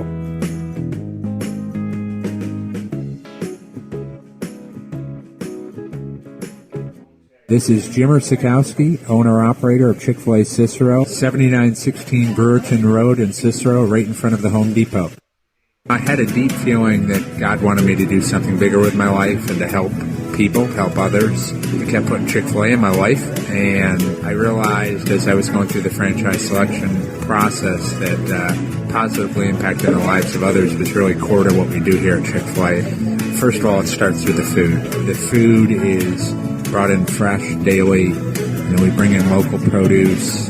We prepare to order in the kitchen. We hand bread our chicken. We hand spin our milkshakes. It's great food. It doesn't taste like fast food. I think the second thing is the way people feel when they come in a Chick-fil-A restaurant. It's different. We try to treat people with intentional kindness here, which is very different and deeper than good customer service. And so I think it feels remarkable for most people to come in a Chick-fil-A restaurant. And then lastly, the impact that we try to have in the community is very different. It's a big part of the expectation of every operator of a Chick-fil-A restaurant is that they're actively engaged in their community, they're a leader in the community, and they're making a difference. When they realize that what we're striving to do is to shine a little light in their life, that's a very, very different experience than you will have in any other quick service restaurant. And it's that remarkable experience that I think people will emotionally connect with. I'm George Townsend of Honda City with some good advice when buying a new car. The true cost of owning a new car is determined by the appraised value when you trade it. No vehicle appraises higher than a Honda. Next, look for low APRs and deep discounts. You also want low maintenance costs and great fuel economy. That's why my advice to you is to buy a new Honda. Looking pre-owned, visit our Honda Certified Used Car Center. Honda City, 7140 Henry Clay Boulevard, Liverpool, or HondaCity-CNY.com. It would be a pity if you don't shop at Honda City. Our corporate purpose at Chick-fil-A is to glorify God by being faithful stewards of all that's entrusted to us and to positively influence all those who come in contact with Chick-fil-A. And what became increasingly clear from our success in Cicero is that people love Chick-fil-A. And also I think we recognized that, we had a great opportunity to grow the brand and grow our platform. I felt incredibly grateful when I was selected to be a Chick-fil-A operator. I think what it's meant for me, what I've come to realize on a very deep level is that this is a calling for me. It's not a career. It's not a job. The Lord called me to be a Chick-fil-A operator and to use these restaurants to glorify Him and to positively influence other people. I'm blessed. I'm very blessed. Head to Chick-fil-A Clay on 3974 State Route 31 in Liverpool, New York.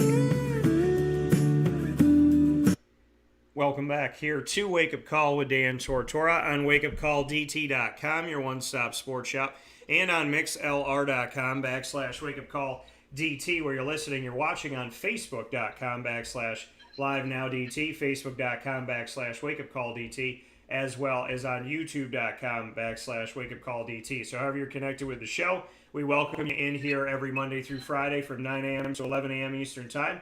And rounding out today's broadcast, and on our show for the first time ever, we get to welcome Matt Healing here with us of Pace University, the Setters men's basketball head coach, coming on the heels of facing off against the Syracuse Orange in an exhibition game in the Dome, and before going into, of course, conference play in the Northeast 10, taking on Lemoyne, also here in our Central New York community. And I know that Matt is also connected to one of my favorite people at Marywood University. So Matt and I are in a small and getting smaller world here this morning on the show with a connection in a bunch of different ways. So let's bring him in.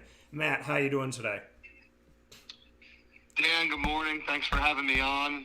It is amazing how small some of these circles are. Coach Mastriani and I go way back, so it's great to be on. Yeah, and you and I were talking off the air about Enrico Mastriani and his connection to you at Centenary. And as you had shared with me, he gave you your first coaching job, if I'm correct.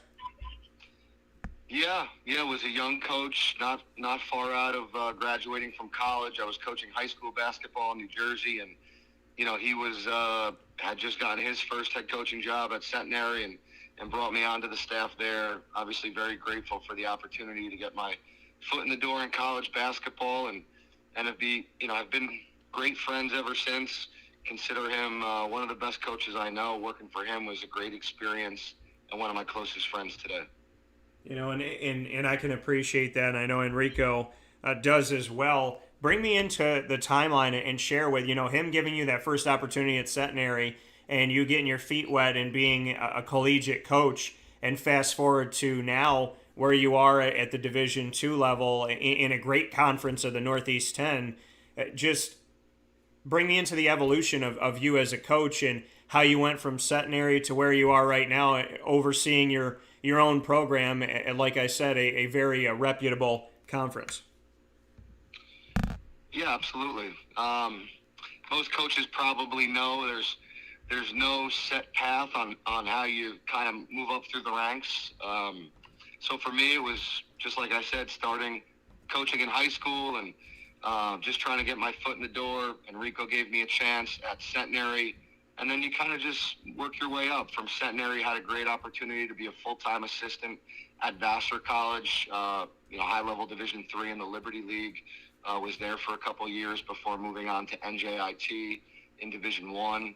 I was their director of operations, and then moved on to Pace. I was at Pace as an assistant for 2 seasons before being elevated to head coach. So, there's no rhyme or reason. Sometimes there's luck involved as well.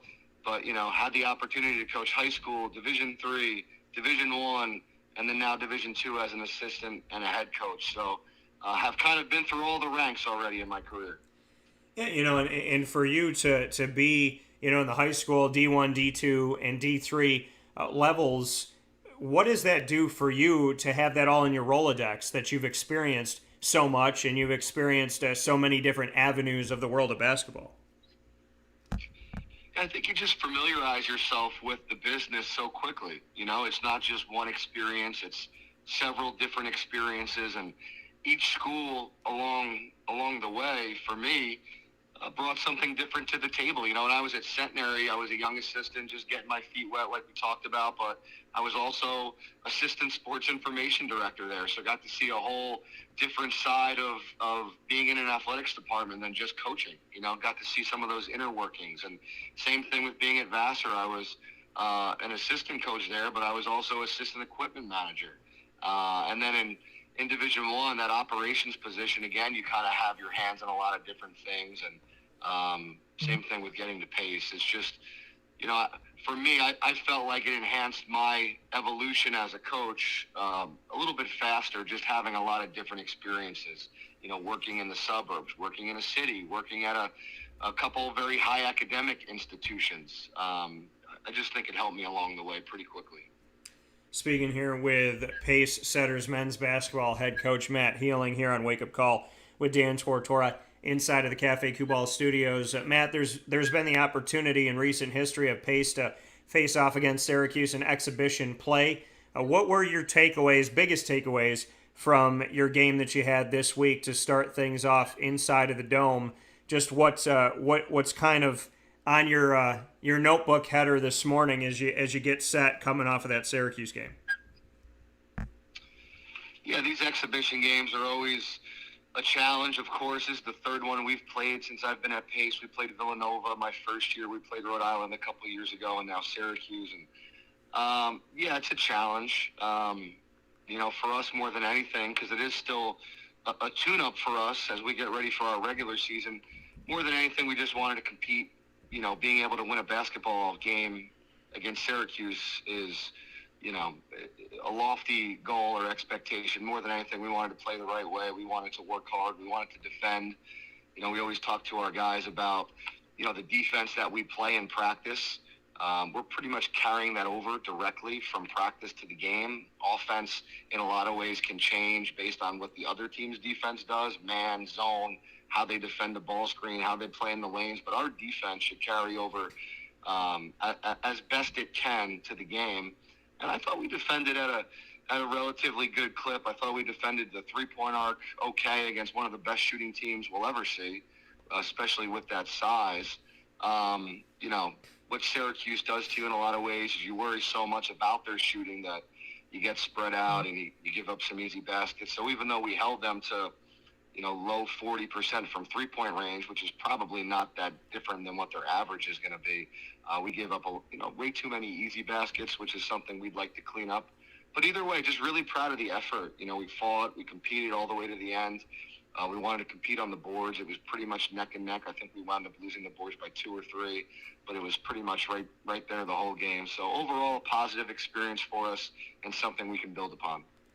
And you have some guys that could shoot the long ball pretty well yourself, and seeing that, especially late in the game with Brandon Jacobs making 3 of his attempts, Brandon Powell making 4, and just what you could say about Brandon Powell, Brian Powell, Brandon Jacobs, maybe some of the other guys. Where is the leadership coming from as you move forward? And I mention those 3 gentlemen because they attained double figures against Syracuse in this exhibition, but just what you could say about leadership-wise and the team makeup as you step forward this year. Yeah, that's one of the things that's so tricky for every team right now, especially at our level, where most teams in Division II did not play last year. So it's been a long layoff. We were fortunate to have 2 guards for us in Brandon Jacobs and Austin Gilbertson that would have been seniors for us last year when we didn't play. Now they're back for us. They retained that year of eligibility, so they're back for us now as grad students and captains. They provide a big chunk of that leadership for us. They've been starters for us for 4 years, and Jacobs is a 1,000-point scorer and has already broke the school record for assists with a whole nother year to go. Gilbertson is just shy of 1,000 points in his career going into this final year. So yeah, the leadership from those guys is huge.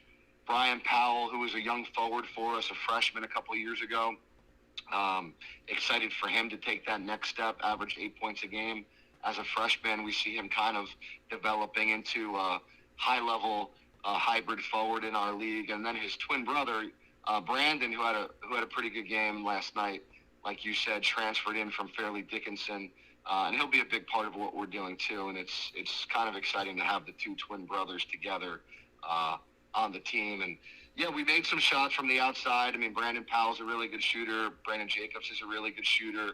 The one thing they said to me after the game was, Coach, I had to shoot from further away from the basket than I've ever had to shoot in my entire life. So hopefully some of those percentages tick up when we play a team that doesn't have, 6'8", 6'8", 6'9", 6'9" out there guarding the three-point line in a zone. So, but other than that, a good night overall for us.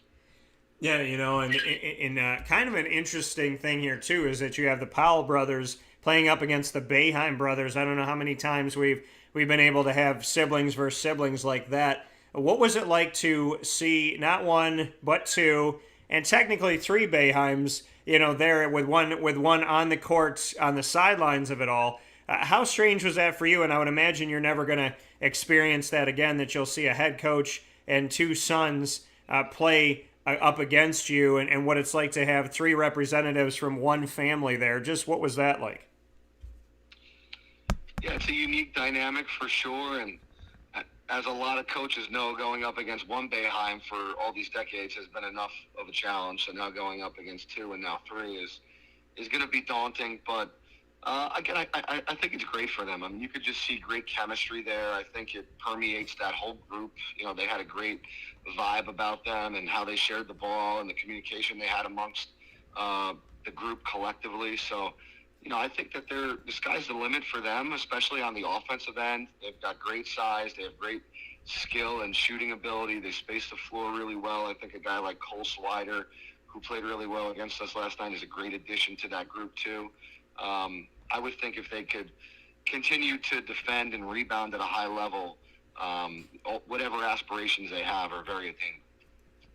That coming here from Matt Healing, the head coach of the Pace Setters men's basketball team, coming off of their exhibition game against Syracuse, and speaking here on Wake Up Call with Dan Tortora, where sports meets life, inside of the Cafe Cubal studios.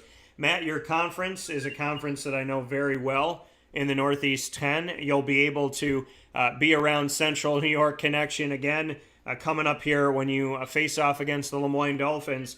Bring me into your thoughts on the Northeast 10 and just what you think this does for Division II and how it challenges you, having teams like Lemoyne, having teams like, obviously, the Bentleys of the world, and I know that, up and down this, it would be unfair for me to mention some and not others, because I know the Northeast 10 truly does give a lot of competition. So just what you could say about, what this Northeast 10 conference does for Pace and how it helps prepare you each season to, hopefully make a run in the postseason. Yeah, it's a bear of a league. 14 really good teams, including Lemoyne. There's a lot of good Division II conferences in the country. I would put the NE10 up there with any of them. Just top to bottom, there's not a drastic difference, in the team. So 14 really good teams, 20 league games, which is tough. Every night, every few days, we're playing league games before Thanksgiving. So it's pretty much the entirety of the basketball season that we're playing and going to battle with all these Northeast 10 teams. And, it's a grind. And you have Division I players that transfer down to Division II frequently, and every single one that comes in is stunned by the level of play, the talent, the defense, the execution, all of those things that go into our level. You had a team like Merrimack, who was in our league for many years, who moved on up to the NEC in Division I. Their first year there, they won the conference championship. So I don't think there's a huge difference at all between our level and some of those levels in Division I. And no, it's a New England-based league. A lot of long bus rides, but there's some good rivalries in there too, including with Lemoyne, and Coach Champion's done a really good job there, since he's been there. So we're looking forward to getting back after it. Yeah, you have the opportunity. You'll face off against Lemoyne twice this season in conference in the NE10.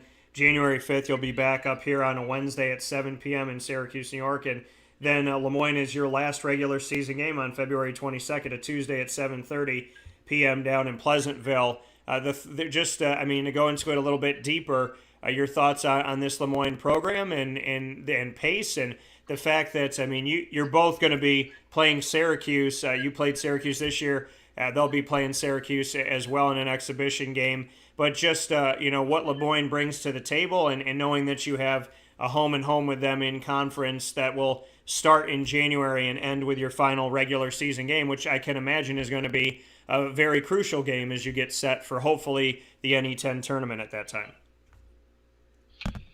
Definitely. Coach Champion, like I said, has done a great job there. It's always been a fun rivalry. It's been a very good program for many years at Lemoyne. Coach Steve Evans and then Patrick Beeline and then Coach Champion. We played them as well. Similarly, 2 years ago, the last time we both played, we went up there to Lemoyne for the last regular season game, and now the schedule's flipped, and we host them to end the year. But we're looking forward to it. I'm sure we'll have another very solid team. Kind of like how I mentioned earlier, so many teams have a different composition than they had a couple of years ago. Yeah. And I think Lemoyne's no different. They have a lot of new players. I think only one real significant contributor from the last time we saw them. So it'll be interesting to see how a lot of those freshmen and transfers and some of those new pieces mesh together. But, I'm sure the way they do it, they'll do a very good job, and they'll have another very good season. And Matt, before I let you go here, to shift the focus, we talked about a lot of different things, but specifically on Pace and the Setters, why is this team the team that you want to oversee? What makes Pace the right place for you right now in your career? And what can you tell me about the makeup? I know you said every team is different and the evolution and trying to evolve during the pandemic and whatnot, but why is Pace right for you, and what can we expect to see from the Setters this year that at this point? Yeah, when you first get the job, you're trying to build a culture and taking over a program that initially did not have that much success, prior to me taking over the job in those recent years. And I feel like we've just established a really good culture. We've got great kids who work hard, who have each other's backs and put the team before themselves. So it's easy to coach a team that plays hard and plays for one another. You're rooting for those kids constantly and want to put them in the best position to succeed. It kind of almost ups your game as a coach when you see the effort and the work that they put in. You're constantly trying to match that and give them everything that you have. So it's a great group. It's an interesting mix of veterans with some new guys. It'll be very interesting to see how we mesh as we move forward. You know, after such a long layoff, we're only 9 practices in after 20 months off. So, you know, still a work in progress, but the effort is there, the culture is there. We have the right kids, and again, I think even the school and the community is clicking at a high level. You know, we weren't able to have, obviously we didn't have a season, but, you know, just not seeing anybody for so long, and now you can hear the community and alumni chomping at the bit to get back to games and be supportive. So we're looking forward to all of that as we get back to a certain level of normalcy here. So again, it's a good group, a fun group, a together group, and we're just excited to see where it goes.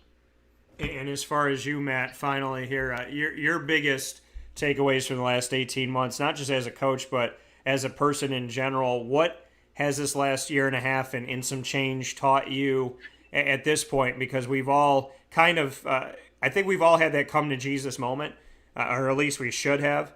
That moment in the mirror where we kind of realize who we are, where we want to go, what we want to do. What have you learned about yourself in these last 18 months? I think more than anything, you know, what I've taken out of the last year and a half is just to not take things for granted. You know, some of the, you know, things that you might have been perceived to have been, you know, thought of as bothersome a year or two ago, and you and I were just talking about it, you know, prior to going on live here, and getting back from a road trip at, you know, 2-3 o'clock in the morning and having to get up. I mean, it's 11 a.m. I've already had a league conference call and a couple other meetings, and now on the phone. These are good problems to have, you know, to be busy again and to be out and about, and you know, so again, just not taking that for granted, and thinking about all we've been through from the pandemic, and health-wise and vaccination-wise and masking-wise, and worried about your children and all of those things, those real-life problems that, to me, you know, let's get back to, you know, that's been a part of our message as a staff to our team, is like, this is fun. You know what I mean? This is the outlet. This is what we've all been waiting for, to get back to this, to, you know, whatever you perceive to be difficult, you know, running some sprints or getting back late or going to a study hall, like, you know, in the grand scheme of things, these are good issues to have. And I think just being thankful and humble for what you have. Yeah, you know, and I think that's important. Don't take anything for granted. Matt Healing here with us, finding out that him and I are connected in many different ways that link to Syracuse, Lemoyne, Enrico Mastriani, and a lot of cool moments here this morning that I get to spend. So, Matt, just to let you know, I mean, I was talking to Enrico about you a couple of days ago when I was at Marywood University, and he had nothing but positive things. He said, that's one of my guys, and immediately made the connection. So, you know, congratulations to you from where you got started at Centenary, and to know that obviously the bonds that you've made of people that I greatly respect. You know, you obviously had something that Enrico Mastriani appreciated back then, and through to now still does. So congratulations on the evolution of your career. And obviously I'll be paying attention this season with Pace and what's going on, and I'll look forward to getting in touch with you soon. But it's just good to link up to more people that know good people in my network and in my life. So if anything, Matt, your reputation preceded you, and I'm happy we finally got to talk. Yeah, same here. I appreciate that. I feel the same way. I know Enrico surrounds himself with good people, and typically good people that also know good restaurants and good fashion. So if I need a pre or post game meal recommendation when we go up to Lemoyne, I might reach out, because knowing Enrico, you know, knowing that he knows you well, I could tell that you might point me in the right direction. Yeah, we'll take care of you. We got you set. I already got a couple in my head now that we're talking about it. So with that being said, Matt Healing of Pace for the Setters men's basketball team, their head coach. Matt, thank you. And like I said, my best to you this season. I'll look forward to talking with you soon. Thanks a lot, Dan. Appreciate it. All right, take care. That coming from Matt Healing once again here on Wake Up Call with Dan Tortora, where sports meets that thing called life. We'll take a final step aside on the broadcast. When we come back, we will wrap up today's show after 3 fantastic guests grace the stage here on Wake Up Call inside of the Cafe Kubal studios.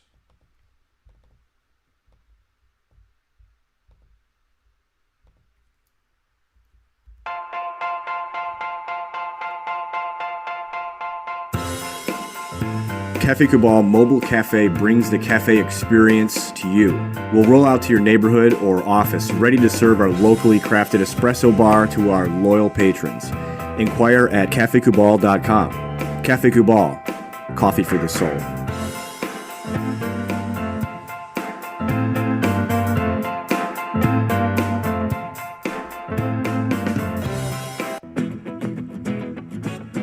Hi, this is Amy from Mother's Cupboard, home of the whole frittata. We are open daily 6 a.m. to 1:30 p.m. For takeout orders, call 315-432-0942 and tune in to Wake Up Call with Dan Tortora for our monthly food challenge and try our Wake Up Call signature menu item available 7 days a week. Here at Mother's Cupboard, we are Central New York, and it's our honor to serve you.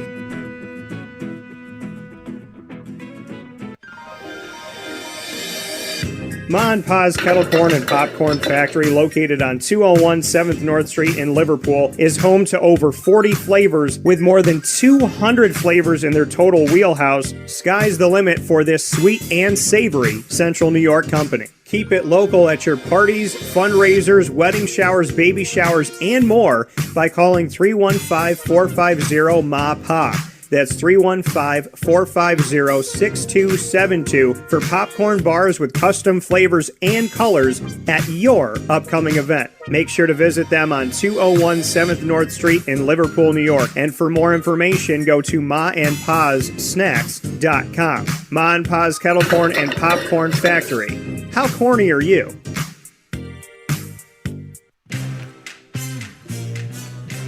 Here at Progressive Dental, we understand the importance of regular dental visits and preventive care. Cleanings and checkups are essential to good oral health. We have multiple locations in the southern tier, so come visit us in Binghamton, Enwell, Kirkwood, Montrose, and Norwich. For self-pay non-insured patients, we offer the Smile Plan, which covers all of your cleanings, x-rays, and exams for an affordable yearly price. Call 607-754-2273 or 607-754-CARE to make an appointment today. For more information, visit our website at progressivedentalny.com.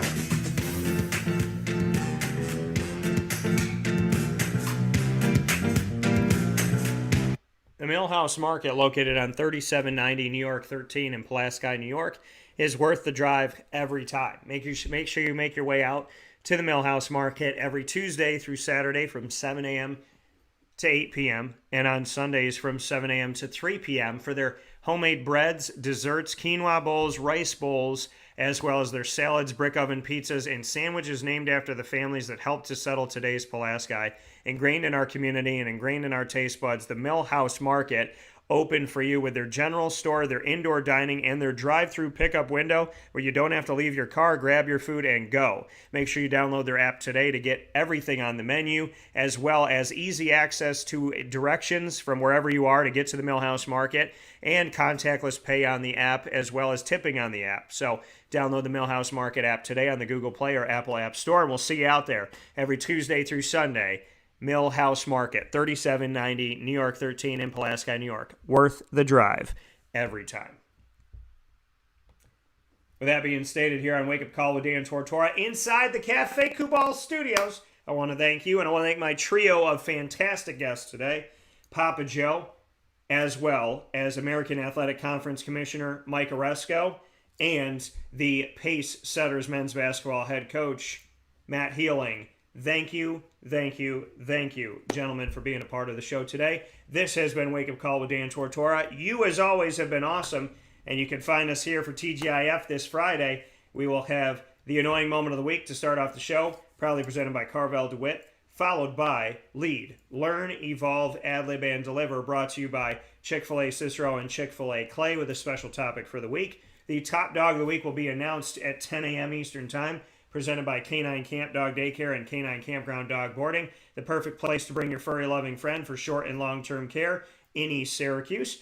And we will be having a very special Pacer Pride, our newest episode of Pacer Pride, our fourth episode of Pacer Pride for this month of October, our inaugural month of our multimedia marketing partnership with Marywood University. That Pacer Pride edition will be coming up this Friday, October 29th at 10:30 a.m. Eastern Time, as I am joined on campus by the men's and women's cross country and track and field head coach, Rob Ahrens, will be joining the show to speak with me this Friday for a very special Pacer Pride brought to you by the Marywood Pacers. So, with that being said, I want to thank all of our fantastic partners in Central and Upstate New York: Cafe Kubal, Carvel DeWitt, the Wildcat Sports Pub, Progressive Dental, Ma and Pa's Kettle Corn and Popcorn Factory, Avicoli's, Canine Camp Dog Daycare, Chick-fil-A Cicero and Chick-fil-A Clay, Canine Campground Dog Boarding, Pizza Man, Moyne Dolphins, Millhouse Market, Honda City of Liverpool, PB&J's Lunchbox, Victory Sports Medicine and Orthopedics, as well as Mother's Cupboard. And a very special thanks, and I know I just did a little thank you here, but I want to extend it out to the Moyne Dolphins.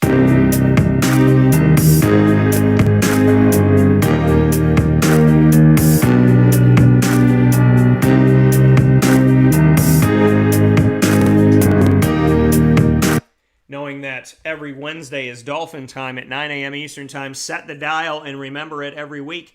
Wednesdays at 9 a.m. Eastern Time, Dolphin time on Wake Up Call with Dan Tortora, with the first and third Wednesdays of every single month being AD and DT, and that with Athletics Director of Lemoyne, Bob Beretta, and myself, Dan Tortora, on a special topic every single week. And, of course, the second and fourth Wednesdays, Dolphin Dive, which this past Wednesday, we had a very special guest, Maddie Vine, join the show, who is a student, an athlete, and a registered nurse playing on the Lemoyne College Dolphins women's soccer team. And you can check out that very special episode of Dolphin Dive by going to youtube.com/wakeupcalldt or facebook.com/wakeupcalldt. So make sure you check that out today, and much appreciation. And as always, fins up. Wake Up Call with Dan Tortora, and Dan Tortora Broadcast Media is also the proud multimedia marketing partner of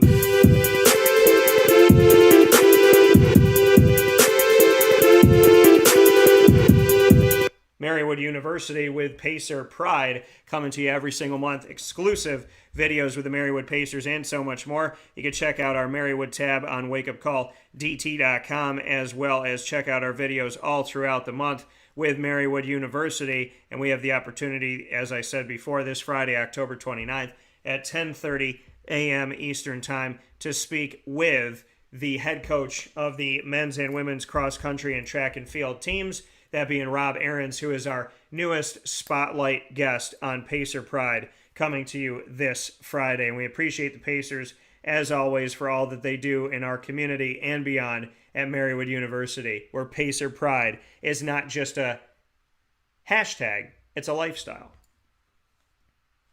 I hope y'all have a fantastic day. I have had a fantastic show with you, and I appreciate you so very much. For Papa Joe, Mike Aresco, Matt Healing, and all of our great partners here on Wake Up Call with Dan Tortora, I wish you a fantastic day. I pray for you. Only good stuff comes your way. Only good things and blessings come your way. I look forward to seeing you soon this Friday. And in the meantime, check out Facebook at Wake Up Call DT and click like. Follow us on Twitter at CallDT and Instagram at WakeUpCall_DT. Bookmark and subscribe to WakeUpCallDT.com and subscribe to YouTube.com/WakeUpCallDT. And when you're jonesing for a show, you can go to our archives on Stitcher, Spotify, MixLR, TuneIn, Podbean, iHeartRadio, iTunes, YouTube, and Apple Podcasts. Search Wake Up Call with Dan Tortora, or one word, Wake Up Call DT. And we'll see you every Monday through Friday, including this Friday, from 9 a.m. to 11 a.m. Eastern Time, live on MixLR.com/WakeUpCallDT, YouTube.com/WakeUpCallDT, Facebook.com/WakeUpCallDT, and on Facebook.com/LiveNowDT. God bless, no stress, do your best. From the Cafe Kubal Studios, this is Wake Up Call